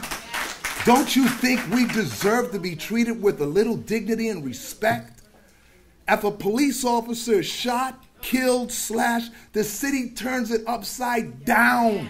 Everybody's screaming and yelling. This can't be tolerated. Justice has to be served. When a correction officer gets over 26 stitches in his face, your answer to it is, I called the chief and said, I'm sorry to hear about your officer. The chief wasn't there. The officers that are sitting here were there. They know what it's like to have an inmate spit a razor blade out of their mouth or pull it from their rectum and tell you, I'm going to kill you. Have you ever felt that pain before? These are the same people that live in our communities. These are our children that are incarcerated.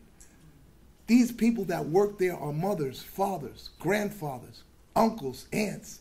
We see some of our own brothers and sisters go back and forth to jail. I want an environment where it's safe for everybody. But how dare you? How dare you take away the only recourse that we had to stop the violence and put them in punitive segregation? If you act like a man, I'll treat you like a man. If you want to act like an animal and try to slash us and destroy us and rape and kill and do those things, then you don't belong in general population. And then the jail could run that much better. But it's your job. You have a fiduciary responsibility to ensure our safety. You never came to Rikers Island to talk to officers. You never came to Rikers Island to go into the George Mochin Detention Center auditorium that sits 1,000 people and hear our concerns. You never did it, brother. So at the end of the day, don't sit there and tell me that you care. Because if you cared, you'd get up out your chair. You'd come to Rikers. You'd tell a commissioner, no, you wait outside. I want to hear what these men and women that deal with this every single day. And you will hear it from them.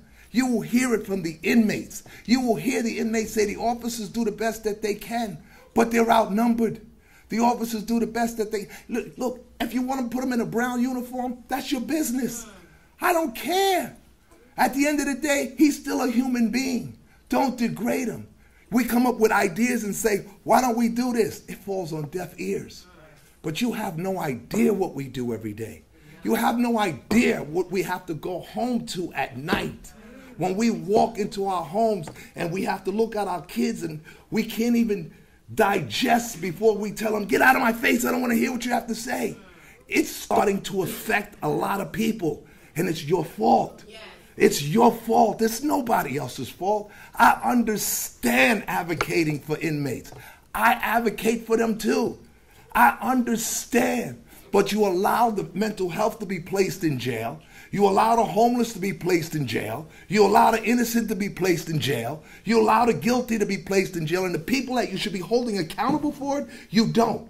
Take your message to the mayor and say, how dare you put these kids in jail when they belong in a hospital? How dare you? But you don't do that. And I'm getting a little passionate here because, man, I'm tired. Brother, I'm tired. I'm tired of going to the hospital. I'm tired of watching these officers be bitten, cut, slashed, spit on. I'm tired of it. We don't even have bathrooms that they could take a shower in there because the place is dilapidated. But you want to sit here and you want to criticize us. I don't know any of you personally, but I will tell you this. God is a good God. You reap what you sow, my friend. You will reap what you sow. And until it happens to you, you will then have an understanding of what we go through every day. God bless you, and thank you for listening to me.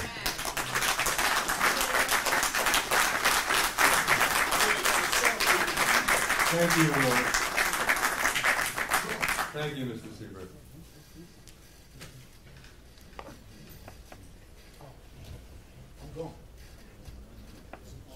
Elias, I'm going to mispronounce the name. Kuzamodine.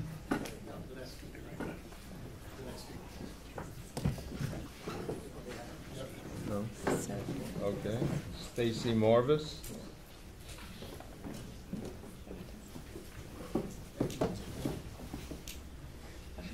Oh, okay.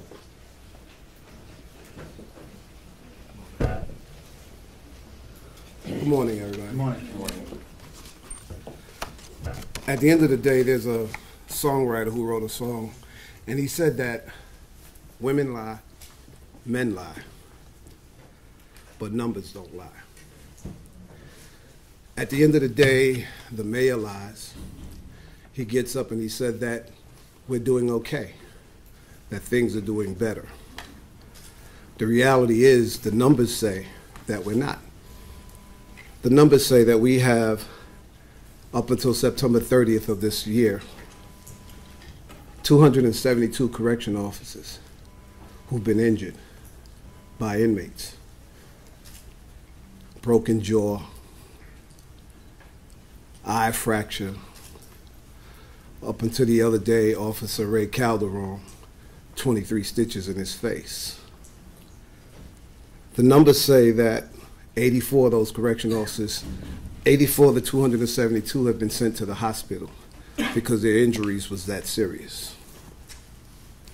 The numbers say that slashing with inmates, up until September 30th, more than 110 inmates have been slashed and stabbed, not by correction officers, but by other inmates. This is what the numbers say. The numbers also say that serious injury to inmates up until September 30th is 182.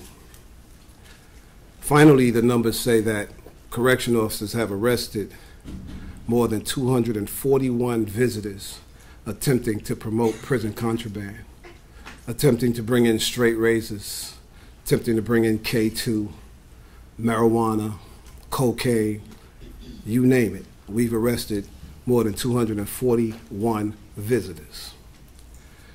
You guys sit here on these panels and you make a lot of rules. It's because of your rules that Correction Officer Ray Calderon got slashed in his face. Because the one thing that is clear is that the inmates now know that they can do whatever they want to do and they really don't have to worry about anything happening to them. Like Norman said, we're not arguing about uniforms, jumpsuits, and all this other type of stuff. We're not against reform. We're not arguing about reform. All we're saying to you is, what do we do with the Whitfield and Greens when they come to Rikers Island? Whitfield and Green that slash correction officer Calderon across his face. What do we do with these inmates? According to your rules, we do nothing. We put them in punitive stake for 30 days.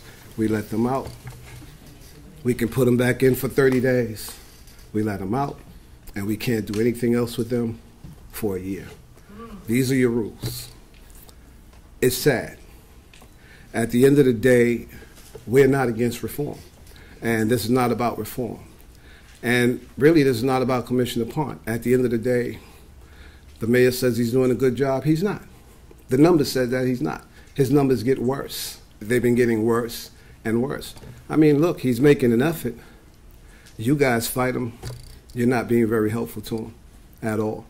At the end of the day, all we're saying to you is stop playing games with the lives of correction officers.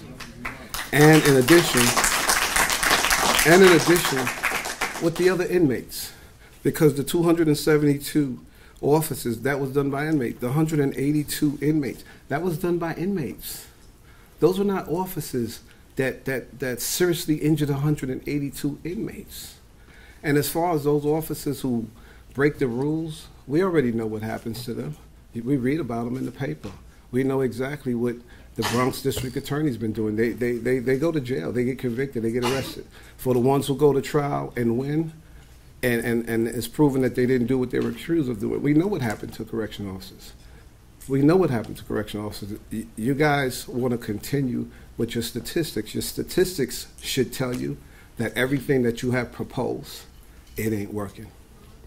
At the end of the day, that's it.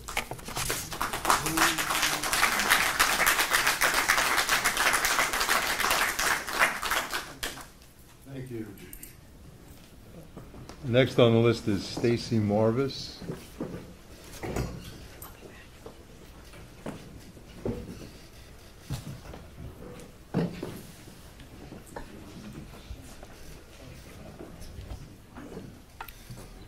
Good morning. To my fellow correction officers who are here, I'm sorry, I'm very passionate about this. Calderon was my coworker. I, as a female, going into GMDC every day, I do medication. So I see every type of inmate every day, from the adolescents to the MOs to the adults, everybody. I've been told sometimes that I'm too friendly. I have a 4-year-old daughter.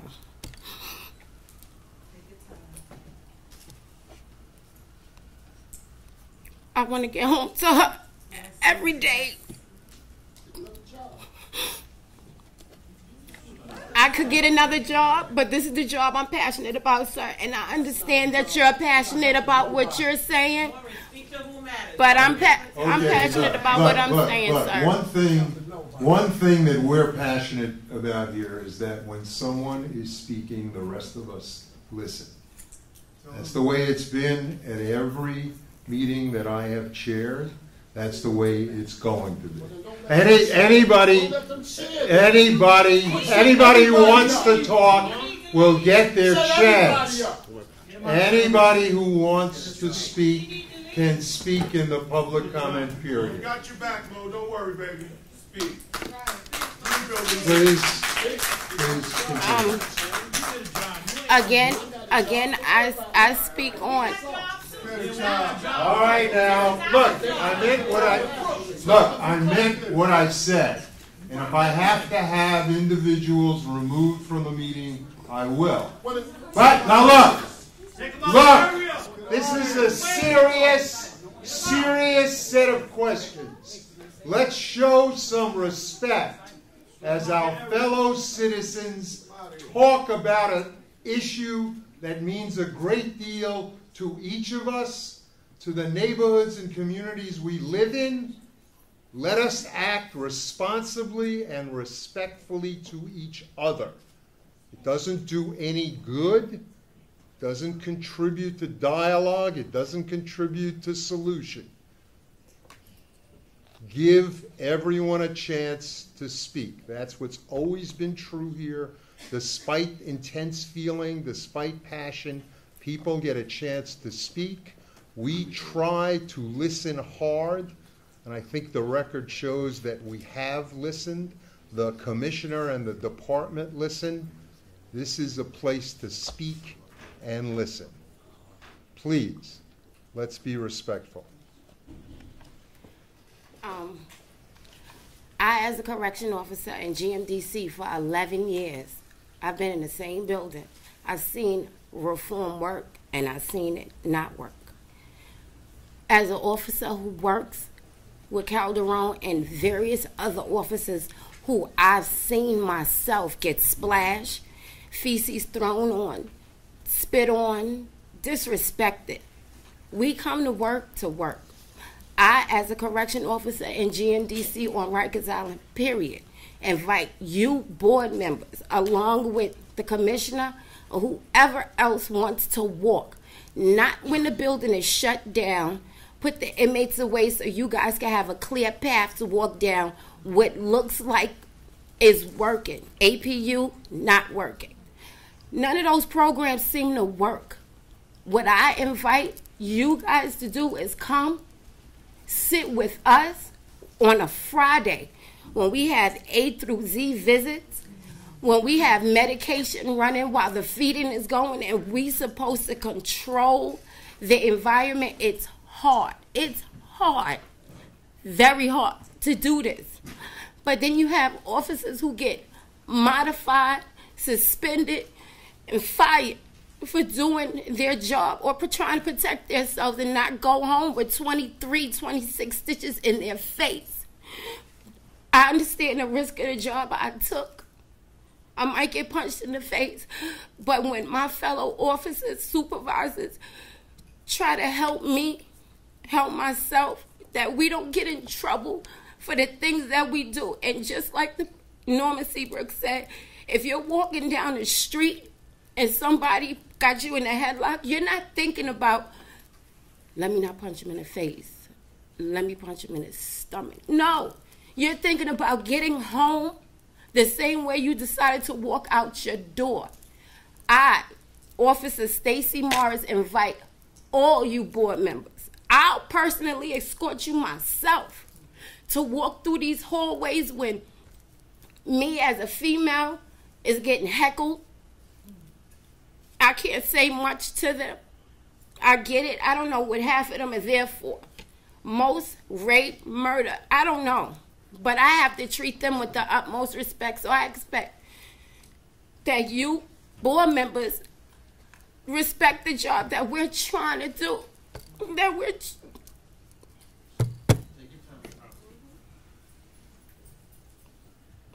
we don't want to hurt anybody. But it seems to me that you guys want to hurt us as often as you can when we're just trying to do a job to feed our family and come home in one whole piece, not with 26 stitches in your face. It's hard to do a job when you don't have the backing of the people who sit in their cushy offices and dictate what I'm supposed to do to get home safe to my 4-year-old daughter. She even says herself, "Mommy, you stuck at the job again?" Yes, because I did 16 hours, because you have people who aren't properly trained in certain areas. And because I know that area, I have to stay. I digress. But I'm here speaking on behalf of my fellow officers. Y'all make this job so hard to do. You make me want to turn in my shield sometimes for a job that I really love doing. I invite you, along with whoever you want to bring, come on a Friday, which is one of our most busy visit days, but we still have to run recreation. We still have to do medication. We still have to give these guys their services that they're entitled to, although they committed these crimes. We have to respect everything that they want. I'm not saying don't give them what they're supposed to have, but we're doing a lot more with these programs. I'm just rambling, but I'm just hurt by the things that y'all say that we have to do, and hurt by the things that y'all say that we can't do. I'm rambling, I'm so sorry, but officers are just being modified, hurt, suspended, fired for nothing. As far as I see it, I'm sorry. Come to jail on a busy day when we don't shut down the building. I want you to walk through those hallways with me. I'll take you myself so you can see how it is to work in a man's jail for 16 hours, and I have to think about every move I make because I might get fired, and I just came to feed my daughter. That's it.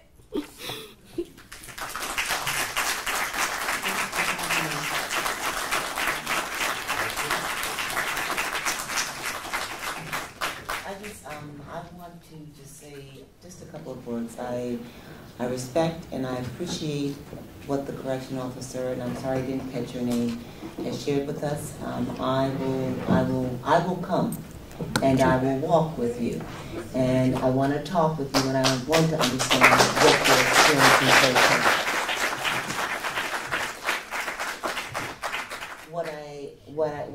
What is hard sometimes for others to understand is that we sit on this board, we sit as volunteers. I don't get paid for this. I do this as a commitment to the community, a commitment to the city. I do this out of concern, both for the individuals that are incarcerated at Rikers Island and other jails throughout New York City, and I do it for the officers. I come out of the Administration for Children's Services, and I know the experience of the child care worker who, sometimes is attacked by families. So I have an understanding. I may not have a familial, intimate understanding, but I have some understanding. This is hard. This is very hard, and we are constantly trying to strike the right balance. I pray that I don't get it wrong. I pray that I do no further harm. So I will come and I will try to learn more. But I assure you, I sit in this seat trying my best to get it right, and I believe that other board members do too. So I'll come. Why only you? Anybody else? Well, I will certainly It come. won't be only her. I'll be there. We will all be there, and some of us go there regularly, and we will go with the Correctional Office Benevolent Association and walk the jails with you.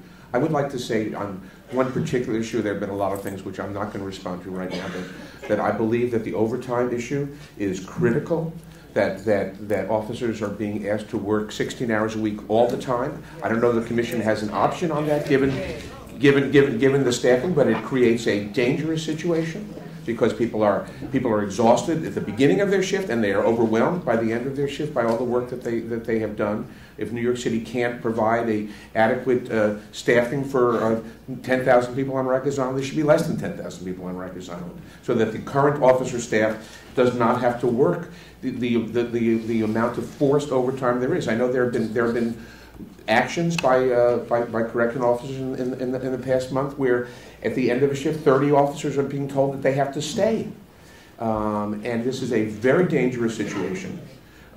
And it's particularly dangerous for the officer staff, and it's dangerous for everybody. Certainly the board should be at Rikers Island regularly. I will walk with anyone from COBA who would like, and that's what I think my responsibility is, and I visit the jails every month without the corrections staff walking with them. Me too. I want to thank you and all of the union representatives who have spoken. I will come. I do come out there regularly. I always speak to all the officers. I walk with the officers. I understand the really dangerous jobs that you are in. I understand the danger created by many of the adolescents and the young adults.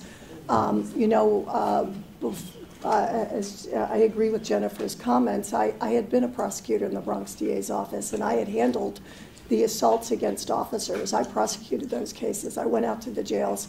I saw what officers went through. I really do understand it. Now, of course, I'm seeing it all over again at the Board of Corrections, so I assure you I will take all of these comments very seriously.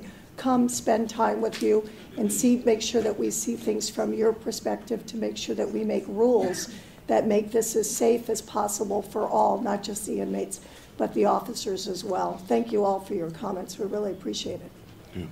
And I would say, and I spoke to Norman, I'm going to reach out to him, and I'm going to come out there and walk with you. And let me just say, for me, as a formerly incarcerated person, this is deeply personal for me, right? And there are two sides to every story. Just like those inmates who violated that officer, they need to be prosecuted. And just like any officer who violates somebody's rights, they need to be prosecuted. But this isn't about right and wrong. This isn't about the correction officers being wrong.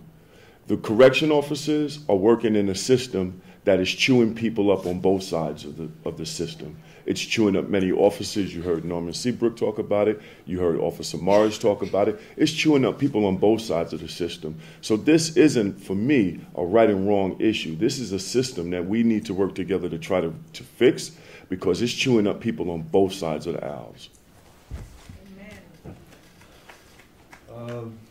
Thank you. Albert Craig.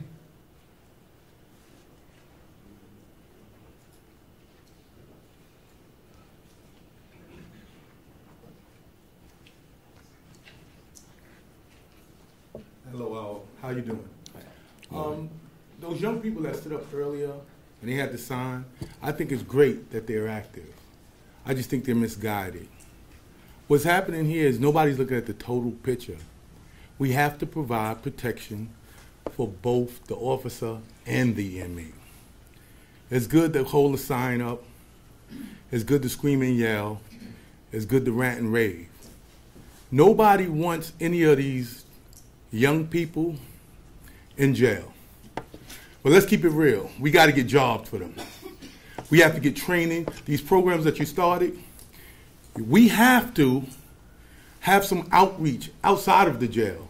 The average stay is 57 days. What can we really do in 57 days? A lot.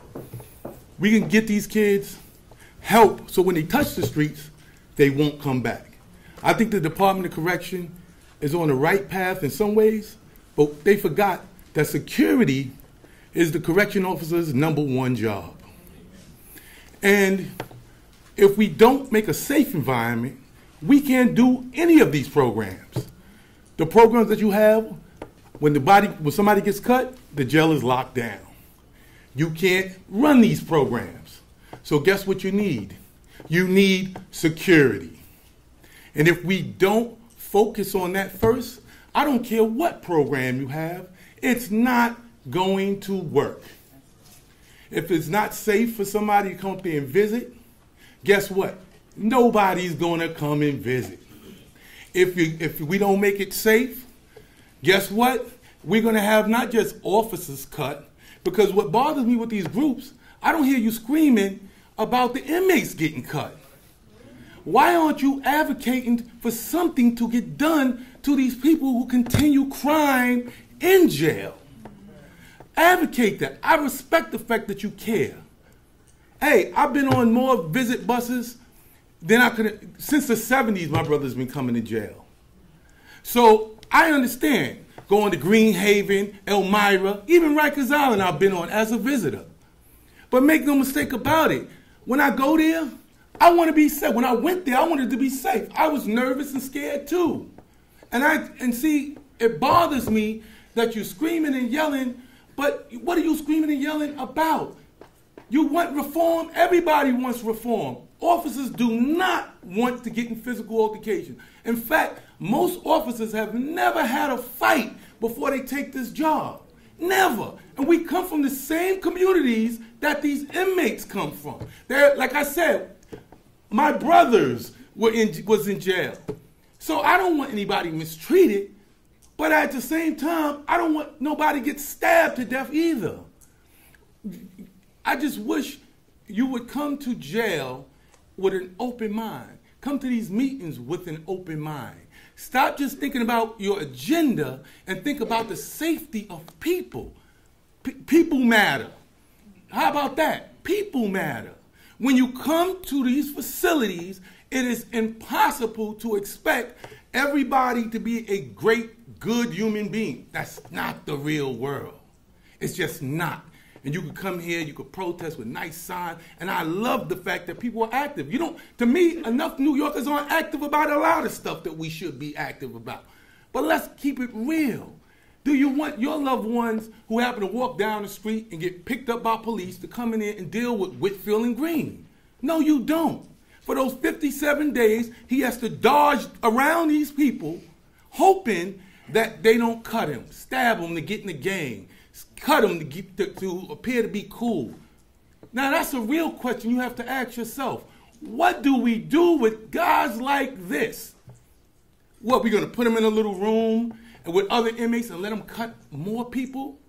It's not just about, we're upset because it happened to an officer, you would think. No, we're upset because it happens to anybody. Because guess what? That weapon that cuts another inmate, it could cut one of us. We do not want it. So let's come up with some conclusions, some rules that make it safe for everybody. And like I said, a lot of your programs that you're coming up with, I believe they can work. Some of them. But you have to begin with safety. Thank you very much. Thank you. Sarah Kerr.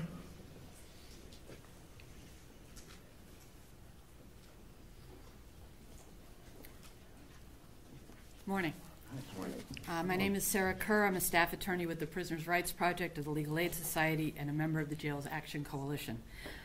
Thank you for the opportunity to speak today and for posting the agenda in advance of the meeting. In addition, thank you for the open discussion.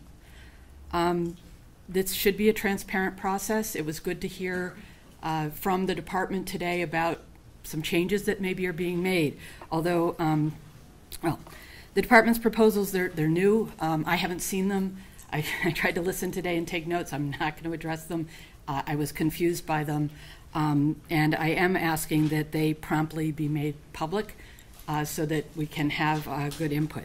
The public should have a meaningful opportunity to comment on the proposed changes that were discussed. Trying to cut this short. The public notice and comment procedure of CAPA is undermined if there's a new version out there that the public doesn't have. So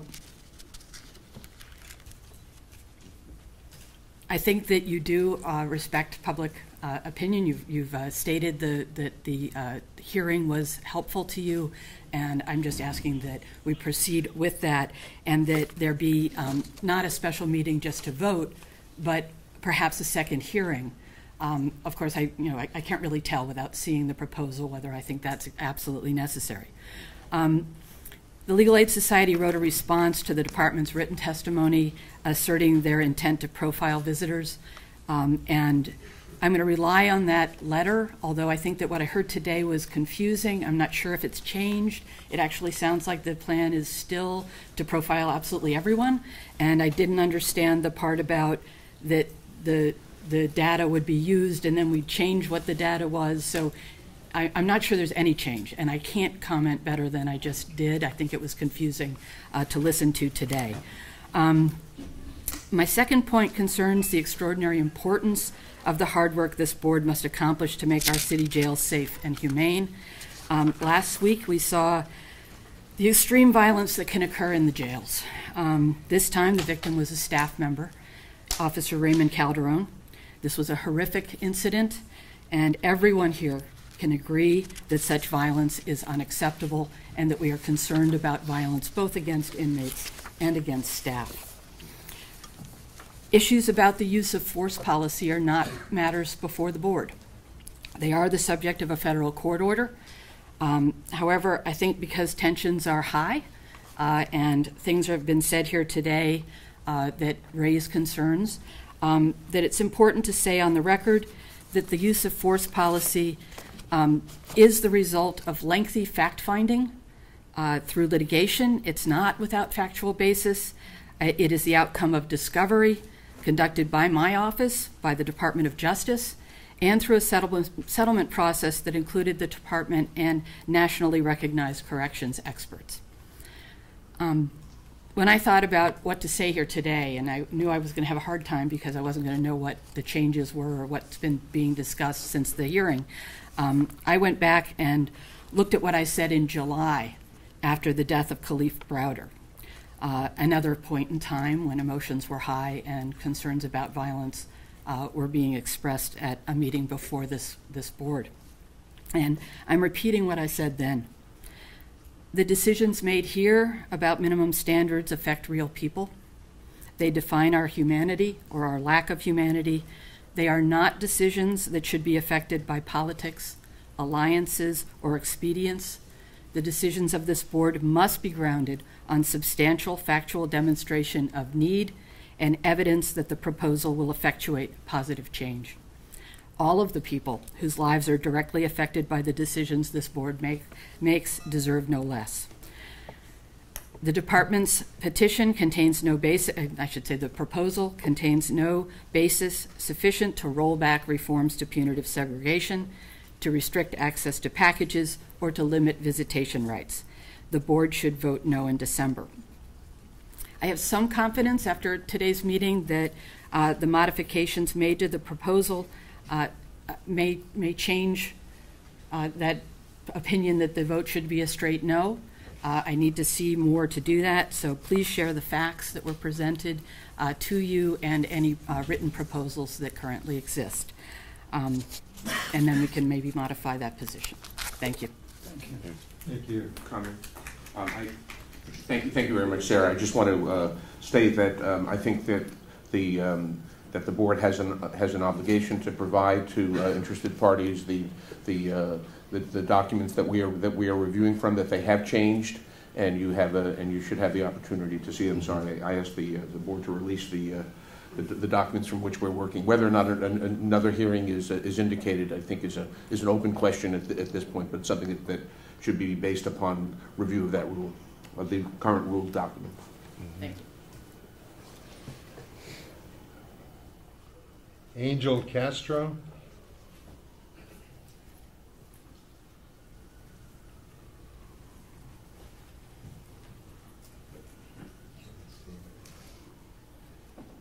Mr. Castro here? Can't see him.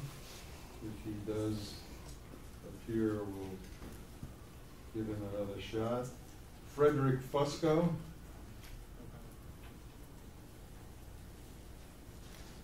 No.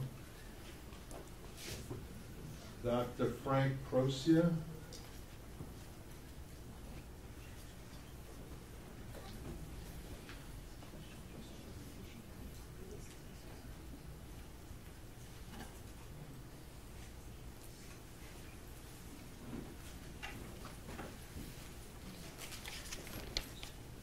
Good morning, board members. Good morning. Good morning. My name is Dr. Frank Proscia, and I am the president of Doctors Council, SCIU, which represents thousands of doctors here in New York City, in HHC, in the New York City Department of Health and Mental Hygiene, and the New York City jails, including Rikers and the Vernon C. Baines Correctional Barge. We are here today because the physicians and dentists working in the city's correctional facilities feel it is important to convey to this board that we are deeply concerned by the progress, or lack of, in the healthcare transition to HHC. We commended the administration's decision to move away from Corizon in the interest of the incarcerated individuals and the staff. But leaving Corizon behind is only the beginning. We know, for example, that the subcontractor providing dental services, Correctional Dental Associates, has been plagued with similar problems as Corizon, yet they are being retained. This is a serious problem. We have to ask our city leaders, what has changed?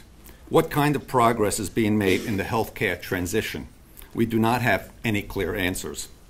The healthcare staff in the city's correctional facilities is hoping for much more transparency and open dialogue with HHC in this transition process. For months, healthcare workers have sounded the alarm about worker safety, the patient wait times and physical plant conditions. Collaborative efforts between HHC, DOC, and frontline medical workers are critical early in the transition process to set the process right. This is essential to improve conditions for detainees that need care and for the staff providing them. Some of our doctors have already taken proactive steps and engaged their colleagues in DOC to create processes that greatly improve the volume of follow-up appointments being seen. We applaud these efforts, but they should not be ad hoc. We firmly believe that creating new protocols, trainings, and physical plant improvements, all of which improve quality patient care and safety, is needed. We also would like to ensure that the recent legal settlement of OSHA, citing Corizon, should follow HHC and any other subcontractor. The doctors hope to have a meaningful seat at the table in these reforms, which is part of the reason we are here today.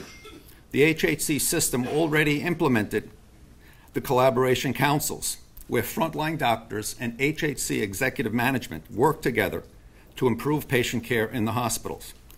We would like this to flow into the correctional health. Lastly, we must emphasize staffing. Our most recent statistics show that Rikers has 19 full-time physician vacancies, including 8 psychiatry vacancies out of 60 full-time doctors, almost a 30% vacancy rate. Mandated overtime hours surpassed 3,000 hours in 2014. One psychiatrist was mandated 300 hours overtime in 2014, equals 37 tours. In 2015, this shortage continues. This year, one doctor was mandated 9 times to work beyond 24 or more hours, which is against policy. This is absolutely unsustainable. It's not safe for the staff or the inmates.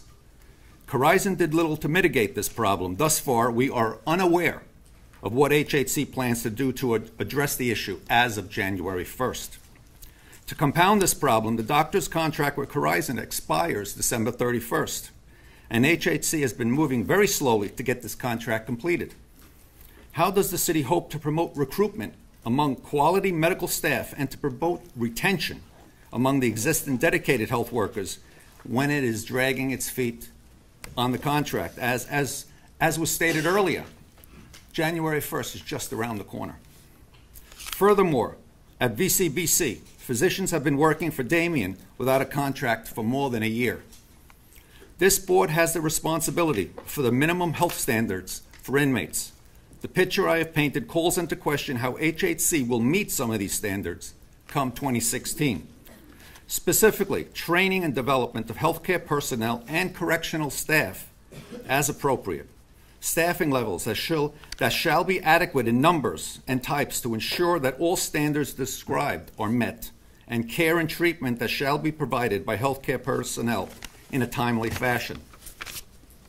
We hope this board will agree that HHC needs to do much more and be farther along than it is currently in the transition, and much more open with respect to its plans, which is unfortunate.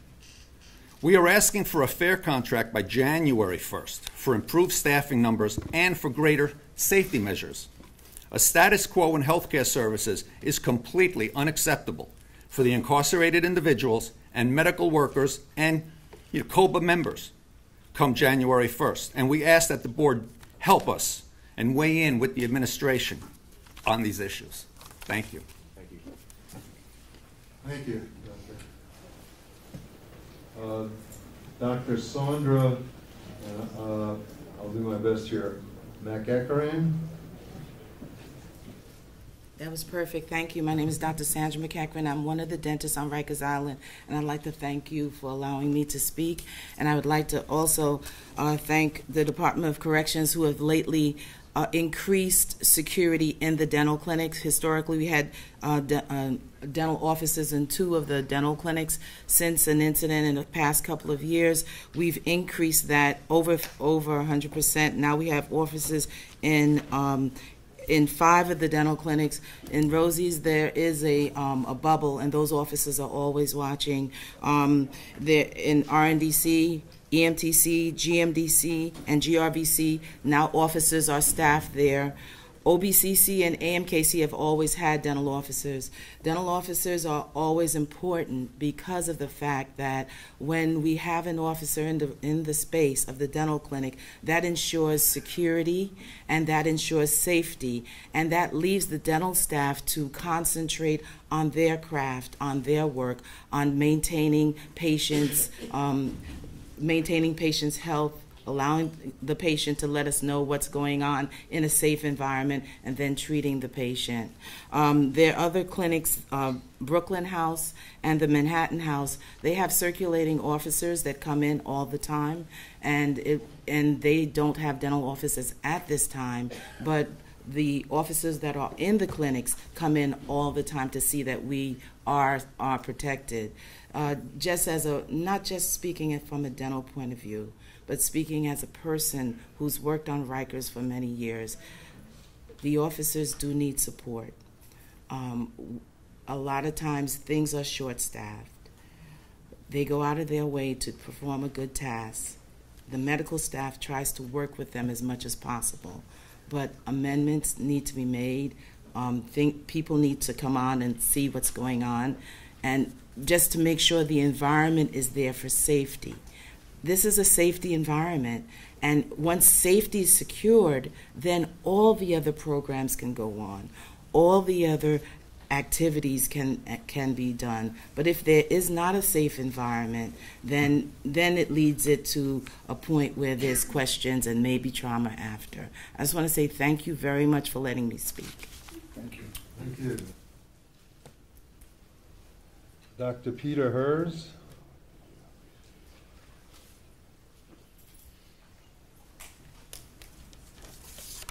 Thank you, ladies and gentlemen, for allowing me the opportunity to address you. I'm Dr. Hers. I'm a Doctors Council delegate and have been since the inception of Doctors Council at Rikers Island. And I've been around for a long time, about 40 years, and in correctional health care. And I want to tell you, despite the negative publicity, because that's always what makes the news, it's night and day what's happened over the past 40 years and continues to happen in the improvement in quality and quantity of health care in the correctional health system. And this is in part due to the Department of Health and its various institutions, in part due to the cooperation of the Department of Corrections, and in part also due to all the doctors and health care providers, all of them, who every day put their lives and their hearts on the line to help us improve patient care. But still, there is much that can be done, and there always will be much more that can be done. But you have to allow us, the direct providers, to at least lead you with some suggestions and listen seriously to our suggestions, both at a high level like this and at a facility level, because we are the boots on the ground. We know what's going on. Doesn't mean you always have to accept our suggestions, but at least consider them. Now, as an example, one of our other delegates instituted a change EMTC and allowed us to go from a 48% persons being seen for medical follow-up and 51% canceled. That was from January of 2014 to June of 2014. And now we see between January of 2015 and June of 2015, 98.86% of the patients were seen and only 1.4% were canceled. How are we able to do this? Well, number one, we culled out some follow-ups that really weren't necessary. Number two, we sometimes see patients early in that maybe their follow-up is not scheduled for 2 or 3 days, but we go into the chart, and we now have ECW, the electronic medical system, so it allows us to see, hey, there's a follow-up scheduled for 2 days. This guy's only here for sick call, but let me do this, and let me see him now. The third thing we do is now we see patients on off tours. Used to be that medical follow-ups were just done on the day tour 8 to 4, but now we also see for medical follow-ups on the 4 to 12, we assign those, and even on the weekends we assign a certain number of follow-ups to be done. So this has allowed us to dramatically increase the amount of follow-ups we're doing.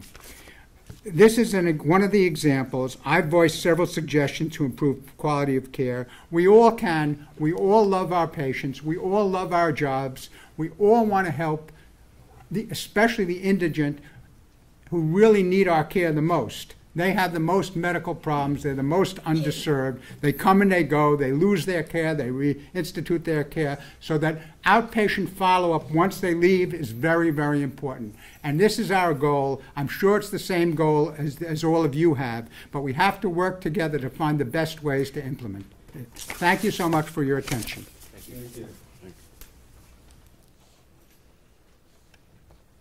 Alicia Butler.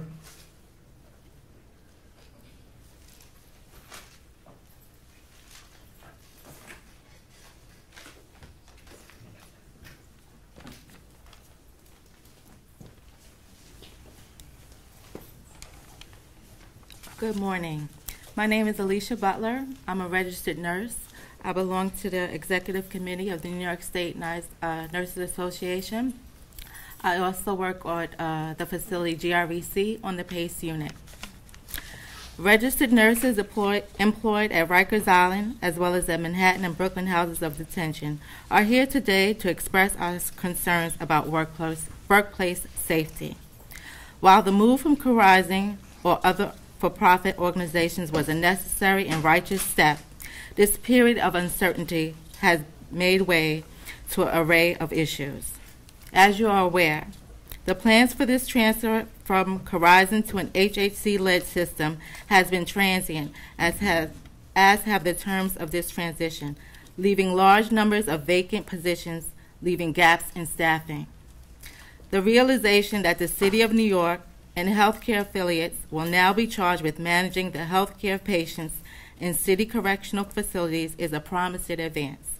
However, we need a more formal process to discuss current safety and violence issues as we move through this transfer of services. The operation of health services in these facilities has been often unsafe, with all staff subject to the violence that unfortunately often comes along with the system. The fact that OSHA's directives for increased safety, including cuff bars and panic buttons in all treatment areas, has not been adhered to, offers only a glimpse of changes necessary for working conditions at these facilities to become secure for all involved. We look forward to working with the Board of Corrections and Department of Corrections as a means toward the care of the sometimes strained relationship that can be the fallouts of highly stressful situations. And on that note, we ask that you reach out to the Mayor's Office of Labor Relations and strongly encourage not only a timely response towards finalizing this transition, but in beginning the real work with HHC in building a better, safer system of health care, one in which nursing, medical, and corrections stand together. Thank you, the New York State Nursing Association Executive Committee for Correctional Services.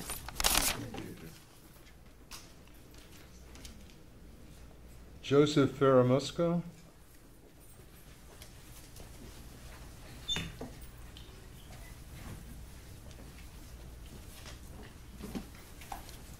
Morning. My name is Joe Ferramaska. I'm the legislative chairman for the Correction Captains Association, and I appreciate the time that you're giving me to speak. There's really not much more than I can add to say how we feel about what's going on with the Department of Correction. Okay. One thing that I can say is that the CCA is not standing here advocating for the removal of Commissioner Ponte as our commissioner. And the man has over 40 years' experience in the field, and we feel we have a good relationship with him. However, he's getting his direction directly from City Hall. That's where the problem is. The mayor has these opinions, he's entitled to them, and his own way to want to change the department, but it's not working. Okay, in my 35 years working for the Department of Correction, I have never seen correction officers and captains going into jail afraid, scared to go to their posts. It's not just for them, it's for the inmates. Nobody here is saying we don't want reform. We advocate for reform. We want the jails to be safe for everybody. It was said by a number of people before me. However, we need to be at the table as the unions representing the men and the women that are doing the work to have a voice. There was a rally yesterday, a press conference at City Hall, and I saw on one of the news channels that there was a quote from a department spokesperson saying that the unions were included in the conversations. Well, I have a problem with that. Any conversation that we were included in had to do with content, text, not content, especially in the use of force directive. The Nunes decision was negotiated by lawyers behind closed doors without any input from the men and women that do the job day in and day out. We ask for a place at the table when these discussions are being made so we don't have to deal with the ramifications of trying to fix it when the deal is done. That's the problem that I see. And as far as one of the members mentioned about the overtime, how terrible it is, you're correct, sir, it is terrible. You don't know how many times I get a phone call at 11 o'clock on a Saturday night from a captain telling me that the tour commander is telling me I have to stay for a third tour. Or that captains are calling me up and saying, we don't have anybody else left to stick. We've been here for 16 hours and nobody's here to work. Who's supervising the officers? The same thing happens to the officers too. We have people doing 120 hours per month overtime. That's blood money. How are they supposed to get home? You're doing 16 hours a day, 4 days in a row. You're being told to come in on a past day to come work, doing 16 hours again. These people can't do this. We need to be able to look and see what we can do to fix what's going on. We have to do it collaboratively. We have to do it together. Okay? And I commend you people for volunteering to do this job. And some of you said that you're willing to come in and walk with the correction officer. That's fine. But you know what? When I walk around in the jails and I'm wearing a suit and tie, the inmates don't know who I am. They think maybe they think I'm a member of the Board of Correction. They think I'm an investigator. I'll put a uniform on. I'll go in there with you. Put on a uniform. Work there. See what's going on. Because when you walk around with a staff member that they think is somebody more important than they are, they're going to look at you differently. They're going to react differently. It's not the reality of what these officers and what these captains are dealing with day in and day out. You want to advocate for everybody? I agree. We advocate for inmates. Nobody goes to work in the morning saying, you know what, I'm in a bad mood. I'm going to beat somebody up. They don't say that. They don't do that. But we need your help. We need the help of the department. And more importantly, we need the help of the mayor to change this, to make it a safe environment for the men and the women to go to work there every day, whether you're a correction officer, a captain, the warden, a nurse, a doctor, a food service worker, whoever it is. They deserve to go home the same way they came in, just like the inmates do. We need your help. We need everybody's help. Stop sweeping it under the rug and going about business as it's normal, because it's not. Thank you. Excuse me, I have a question. Yeah. Could you comment on the issue of the adequacy of the training academy and what your organization would propose to address that? I'm concerned about that. I was promoted in July 1987 as a captain. The Correction Academy was in the same place it's been before that. So for about the last 30 years, it's been inside of a mall. It's totally inadequate. There's no gymnasium to do any physical training. There's no adequate classroom space. There's no auditorium like this. It's a bunch of rooms with a bunch of chairs thrown around with the same boards and the same paint that's been on the wall for like I said, 30 years. It's horrendous. Every day I drive on the Whitestone Expressway, see that beautiful new police academy, and they deserve it. We deserve something too.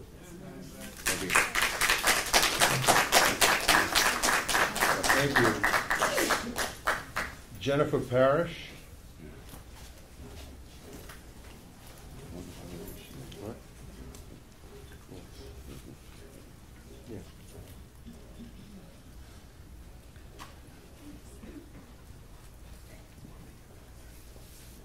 Good morning. My name is Jennifer Parrish. I'm the Director of Criminal Justice Advocacy at the Urban Justice Center and a member of the Jails Action Coalition. And my comments are regarding the rulemaking process. I appreciate that you're being very deliberative in this process and that you're continuing to revise the rules that you put out initially. However, I think for this to be a transparent process and for all voices to be included in it, we really need to understand more about what the department is now proposing. I thought that we would come to this meeting and learn more about that, and I found what the Department of Corrections presented to be very vague and very general, and I don't understand how it would specifically change the rules that you're considering. They mentioned a 3-month period where they would profile visitors but not take any action. We don't know how that's going to be in your rules. Is that going to be in their rules that they're not taking action? And then what's going to happen next? I think we really need to be provided in advance of any further meetings in writing what you're considering and have some opportunity to comment on it for this to be a fair process. And I also think that we need more information about the way non-contact visits are happening now. We've heard from the board that I believe a third of the people at GRVC are under non-contact visits. There are very specific provisions in the rules currently. I think we should know whether the Department of Correction is following the rules as they exist, and if they're not, why they're deviating from that and why that those people are there. In addition, we requested after the October hearing the reports that were discussed among this board. We requested them pursuant to FOIL. We have not received them yet, and I think the board should value having transparency in its process and providing the data that it has. Thank you. Thank you. Just a word about making public, as is our intention, anything that reaches the stage of being considered. This is an ongoing process. We invited the department to share their thinking with us in order to inform us and to allow deliberations and discussions to go forward.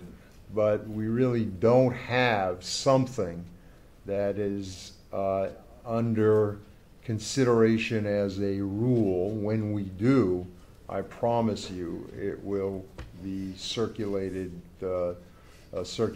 broadly.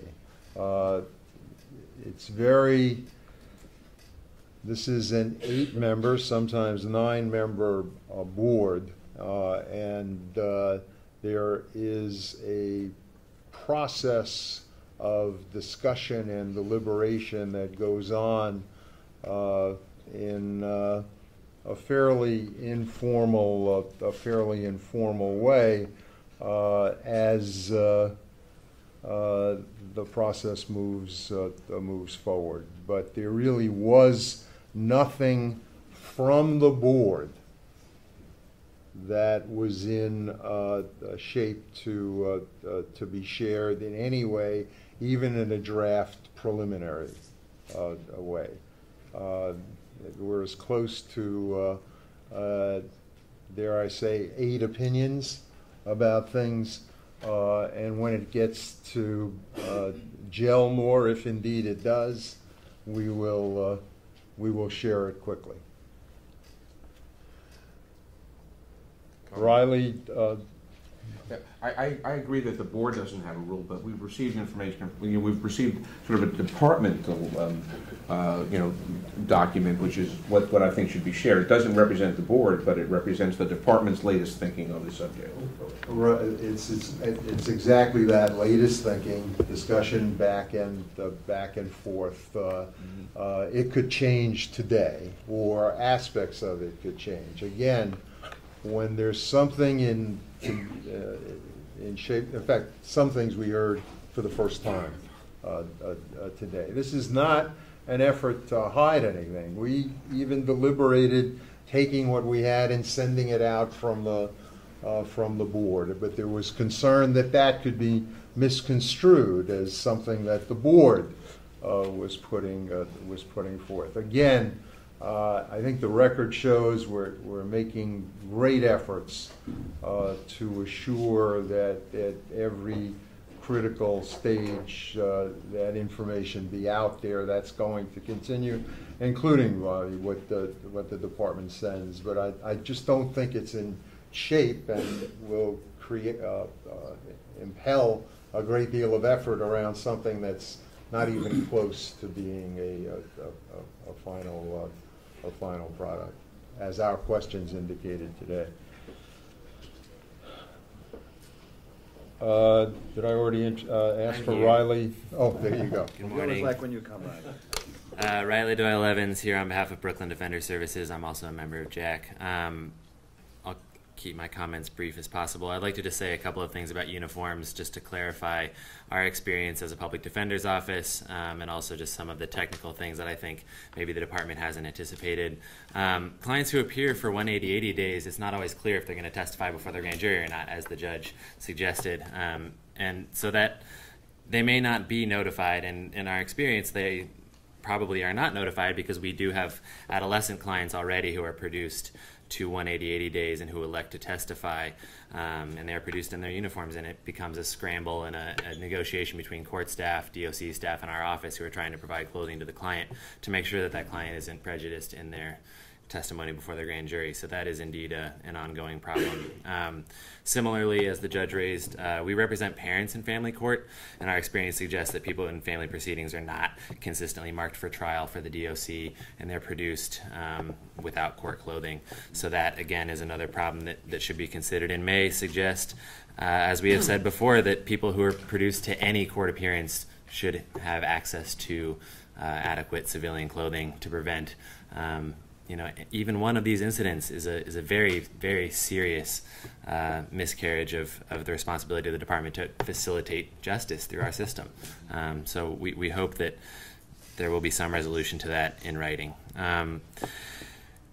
We're glad that they've paused their implementation of uniforms, but we think it's really troubling that they even initiated the process when they only had enough jackets for 10% of the people on the island. That's a scary thing. We heard that there were about 900 and change changes of outerwear, and that they had to order 10,000 more, which are not going to be delivered until much later.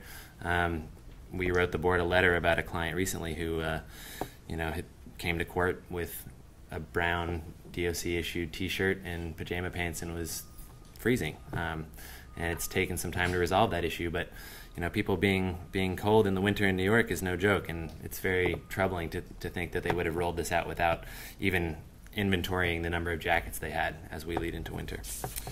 As far as process, thank you for your commitment to being transparent.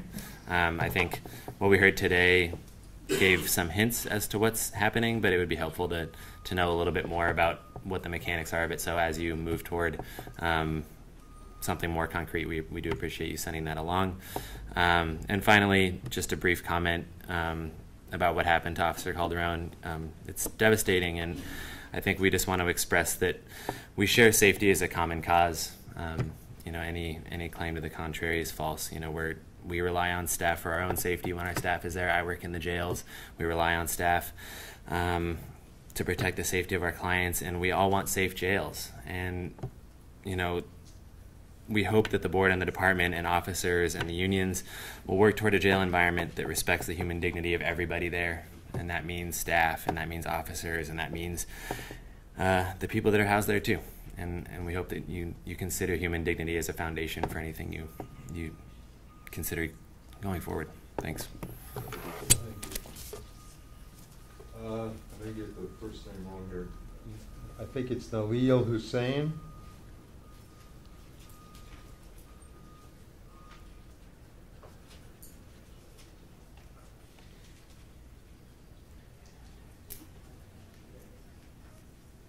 If he comes,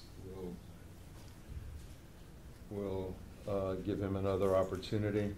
Dr. Christopher Branson.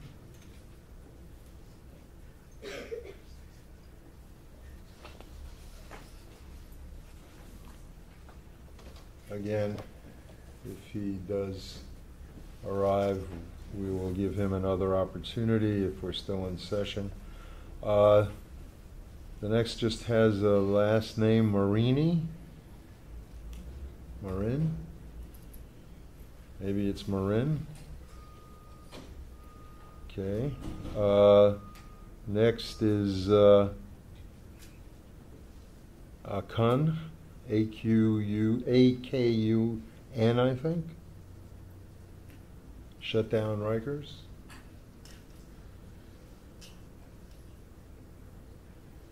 They may have spoken before.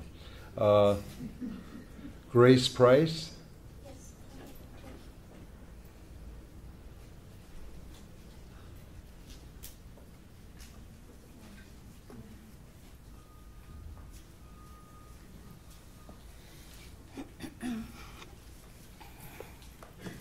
Good morning, everyone. Good morning. My name is Kelly Grace Price. I go by Grace Price. I've come here today to talk again about the women of Rikers Island that are suffering under sexual conscription. We hear a lot on the news about women in Africa and women in the Anbar province of Iraq that are suffering under incredible bondage, being forced to perform sexual acts by their patrons, who have been kidnapped from their loved ones, swept off the street into a haze of slavery for their bodies. But we have this exact same situation here in New York City, in the most progressive cradle of modern humanity. And no one's talking about that. At every one of these meetings, no one's talking about these women. No one's talking about the 75% of RSMC that are domestic violence or trafficking survivors. No one's talking about these women that are specifically earmarked by predatory corrections officers to be re-victimized because of their status as victims. I feel awful every time I hear that somebody was touched, slashed, maligned on Rikers Island or in any of the other city jails, man, woman, boy, or girl, because I myself have experienced the tyranny of conscription, not sexually. I wasn't on Rikers long enough to be cornered into a supply closet or pulled aside in the middle of the night by a corrections officer who knows the specific time that his supervisor will walk around on his shift and check on him. I was lucky I got bailed out. But I know women personally who were raped over and over and over in Rikers Island. Some of them I have accompanied to clinics to end the torture of the gem inside of them that was created on Rikers Island by a guard forcing themselves onto them. These things happen. These are everyday realities of female life in New York City. I never knew about them. I enjoyed a very privileged life before a set of circumstances took me to Rikers Island. I have gone to the COBRA rallies. I've actually cheered for certain things that Norman Seabrook has said, booed him at other. There's one thing I think everybody can agree on when it comes to safety on Rikers Island. If you're a corrections officer and you know that a woman in your dorm or your block is being patronized by a corrections officer, you need to call him out on that. Because the burden of their rape is on you, corrections officers, too, for turning the other cheek and for allowing this to happen. I just want to keep talking about this because none of the rule changes that we're discussing in these meetings address this reality. I heard that you discussed weaving PREA into the narrative of these meetings in early next year, but I urge you, let's bring all of these issues to the table together and discuss them. The issue of personal property and people not being able to have their own clothing on Rikers Island was decided long ago, earlier this year. But only allowing corrections officers the ability to bring in property to the island is further going to give them a very strong hand over the women that they are conscripting.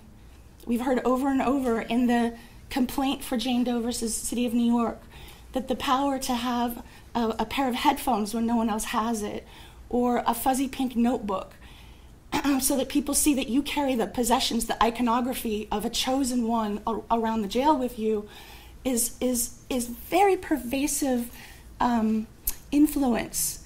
You know, when I personally know about being influenced by a predatory man. It was my abuser who put me in Rikers Island because of his connections with the police. And I remember there was a point in my life where I very specifically knew that I had no way out of that relationship with him because of his ties with the police. And I said to myself, I'll just get in deeper because I can't get out and it'll be easier for me. I know that these are the things that are in women's minds on Rikers. PREA really needs to come to the table far before February. Letitia James, I'm ashamed of you wherever you are. You need to be here in everybody's face about your rule change proposals that specifically address the elements of the culture of rape on Rikers Island. She needs to be here screaming about these things. She has all kinds of time to show up at Norman's events. She was at the Circle of Sisters events at the Javits Center. Yesterday, she stood behind Norman on the City Hall steps. Why aren't these things being discussed? Honestly, I know a woman, let's talk about shit in feces. Norman likes to talk about corrections officers being splashed with this stuff all the time. But from my experience, women use their bodily productions to defend themselves. They smear feces on themselves to avoid being raped. I've heard this story so many times. And when a corrections officer comes into contact with it, that's just yet another tally on Norman Seabrook's daily tweet about how many COs came into contact with feces or urine. People create bombs so that when they hear them coming to gang rape them, they have something to throw at them to defend themselves. That's really the reality of it for a lot of women in solitary and at RSMC. If you ask me, somebody should do a FOIA request and figure out how many people, how many corrections officers or healthcare employees have had the most amount of excrement aimed at them, because those are the rapists. Honestly. So if you want to talk about safety, let's talk about these things. Also, and I'm really kind of embarrassed that I'm the one that has to stand up here and talk about shit and excrement, but you know, there's a monetary system of shit on the island. That's the only commodity that detainees have. There's a whole system. The DOC pays a certain category of inmate $50 a pop to clean up pee or urine that's been splashed around. $50 to pick up, I pick up my dog shit 4 times a day, and I'm a pro at doing it. But if I got paid $50 every time I did it, it's $200 a day. Think about that commissary account of those detainees that are the shit cleaners. There's a certain name for them. It's an acronym like SSI or SR. I forget that. Someone will have to remind me. Those people are incredibly powerful on Rikers because there's a whole game being played between the detainees and the shit cleaners.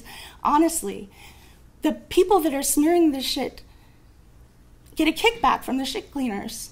They get a bag of chips and a can of Coke and whatever else they need out of the commissary when they're broke and have no way to get things. They purposely, they do this stuff. And these are the conversations that I have with women. They tell me these things. Somebody needs to be telling you, have the DOC stop paying people to clean up after other people, because you're creating a whole economy, a shitocracy, you know. Thank you for laughing. I tried to rehearse that this morning. I really did. But honestly, nobody's telling you these things. But I'm going to tell you. And this is why we want to be at the table. And this is why I thank you so much for giving me the time to stand up here and talk about why people throw shit at each other at Rikers. Just maybe make it a staff job. Stop dumping all this money into commissaries because it's a game. People are playing it. People are just taking the tickets knowing that someone's commissary is being filled and they can get money for whatever reason. Like, just stop it. And the DOC knows this is going on. So those are really the two things that I wanted to emphasize today. I really want to ask all of you corrections officers, especially all you women who do that job. I have been out there on Rikers, on Rosie's, and let me tell you, some of the most horrific people to me were the corrections officers. CO Roberto, R-O-B-E-L-T-O, if any of you know her, please ask her to take a selfie with the shoes that she stole from my property bag and tweet it to me. There was another CO officer named Montague. She personally pulled up my DOC report and saw that I was in Rikers charged with aggravated harassment. I've told you about the arcane, now unconstitutional statute that Cyrus Vance cooked up to throw me in Rikers with. Let's just really talk about the women at the end of the day. I'm tired of the sound of my voice. I had a third point, but I want those first 2 points to stay, to echo. So I'm going to just thank you for letting me speak. Please think very carefully about the kind of perspective that people like me can bring to the board. I'd very much like to continue my dialogues with you. I'm sorry I've only been able to make it to one private appointment. Thank you, Jennifer Jones-Austin, for opening up your office to us. I really appreciate it. If you have another appointment, I'll do my best to be on time and not 20 minutes late. My life is like that, though. Mr. Cephas, I would really like to have an appointment with you. I know Kelsey's been trying desperately to make arrangements. Please open your phone lines to her. I will be early for that appointment. Thank you all. Thank you. Thank you. Evelyn Litwack.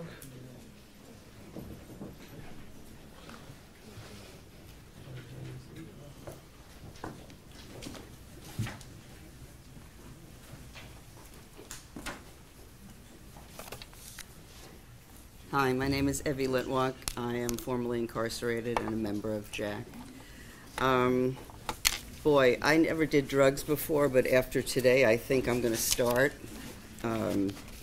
This is a very emotional day on all sides, and the most important point I want to make is this. The legacy of Rikers Island is all of our legacy.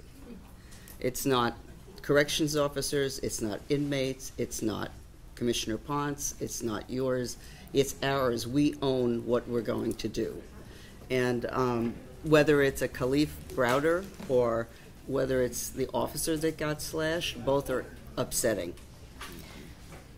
The reason I came up is to say this. I spent a great deal of time looking at the tapes of our meetings since December of 2014. And in those meetings, one of the things that disturbed me, and I'm not, since the day is long, I'm not going to go through a list, but each one of you asked very specific questions of Commissioner Ponce and his staff. And for most of the answers, it was, we'll have to look at it case by case, we'll have to report back. For example, the 22 cases that were identified as being very dangerous, only 3 were described. He was repeatedly asked, what about the other 19 cases? What are the situations? You may have gotten an answer from him as to the description of those other 19 cases, and if you did, that's great. But if you didn't, that's roughly one, and I'm not exaggerating, of 67 questions that we have not answered, that were asked by each of you. And one of the problems, first of all, this is overwhelming, and I wouldn't want to be in I wouldn't want to be in your shoes, because we're talking about staffing problems, people are scared of safety. This is a lot. But I do think having numbers would help. I do think knowing that when people say 241 people brought in contraband through visitation, that number has to be followed by 277,000 people come in. We have to know our numbers, all of our numbers. How many people get hurt? Who gets hurt? When do they get hurt? Is it repetitive? Are we dealing with a small, dangerous group? Because one of the issues that came up in 3 meetings was, what plan do you have, since it's the same people over and over again? Is there a plan? And the answer is, we are dialoguing. This is July 14th, hour 1 minute 17. I've outlined every 67 questions and answers. Commissioner Pont, who I think is doing a great job, said, we're dialoguing about it. That's July. I think that we have a problem that can be isolated with a certain population that needs more focus than perhaps other things, because that came up in every meeting. So for my part, I'd like hard numbers of who's this happening to and what, because I don't think it's systemic among the officers, and I don't think it's systemic among the inmates. And I think we need to know who it is. Thank you. Thank you. Alex Lessman.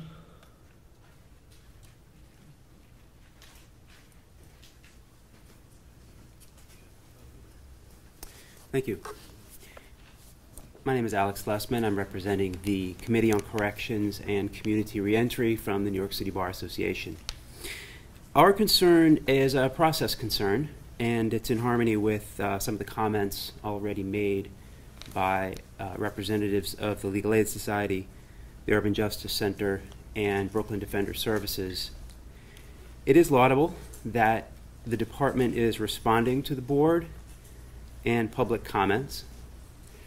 However, we remain concerned that the commissioner's comments, for example, from the October hearing, were submitted after the hearing and after comments from groups like our committee were prepared. If the text of a proposed rule changes in any way, it seems reasonable that there should be additional time for public comments. Now,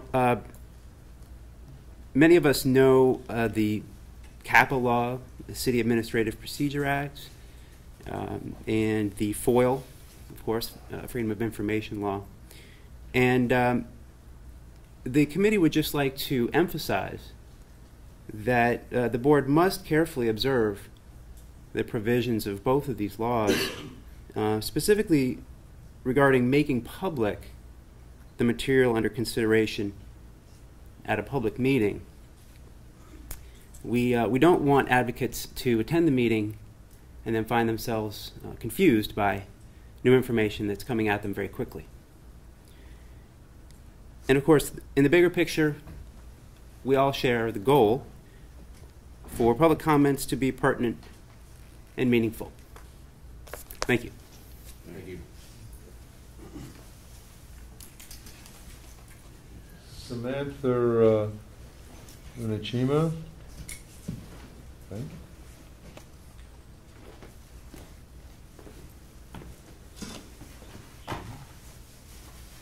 Is she here? We're coming near the end, so unlikely there'll be a second opportunity.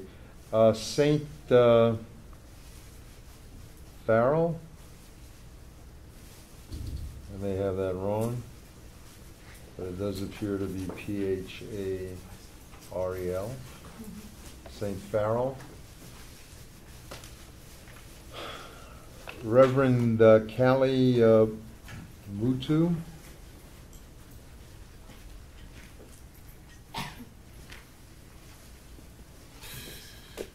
Good morning. Good afternoon.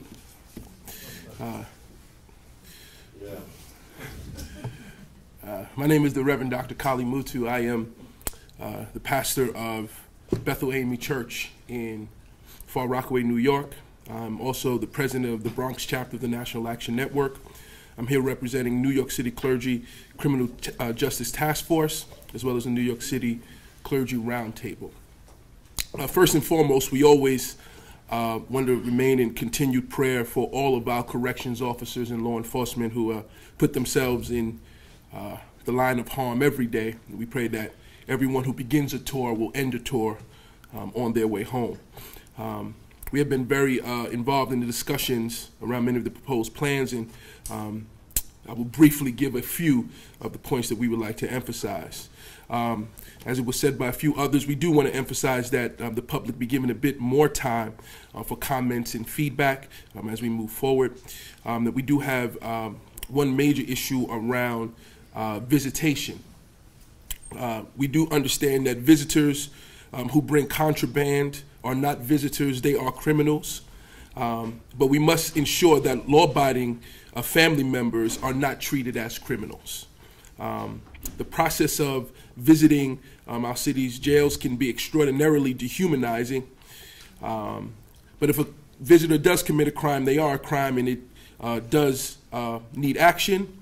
But other visitors should be treated, we'll take a page out of the NYPD, with courtesy, professionalism, and respect, and that is not always the case. And that has not been the case for myself personally, even sometimes walking into the jails with a clergy collar on, still being treated as if I'm being taken in for a prison term and not for a visit. We are also concerned about the pursuit of vendors for the package system, where families will bear the expensive cost for for-profit companies to make money off of the prison system. The prison system should not be profit motivated. Whenever there is profit motivation in the prison system, that means that others will be motivated to perpetuate the system, and people will be put in jail that doesn't need to be there to perpetuate the system that is paying others. We are concerned with any extension of solitary confinement that goes beyond what is recognized as torture. If our people are to be rehabilitated, we cannot employ barbaric practices. However, we cannot expect an officer as well to enact policy in the face of life-threatening danger. We cannot continue to mix the overtly violent with the rule-abiding inmate. Both the inmate and the officer are then in danger. We never want to cage our children. However, even a good parent sometimes sends their child to their room for a timeout. So we must have some kind of balance. The system continues to target poor communities of color, and the details of some of our pieces here seems to point towards not a decrease of violence, but an increase.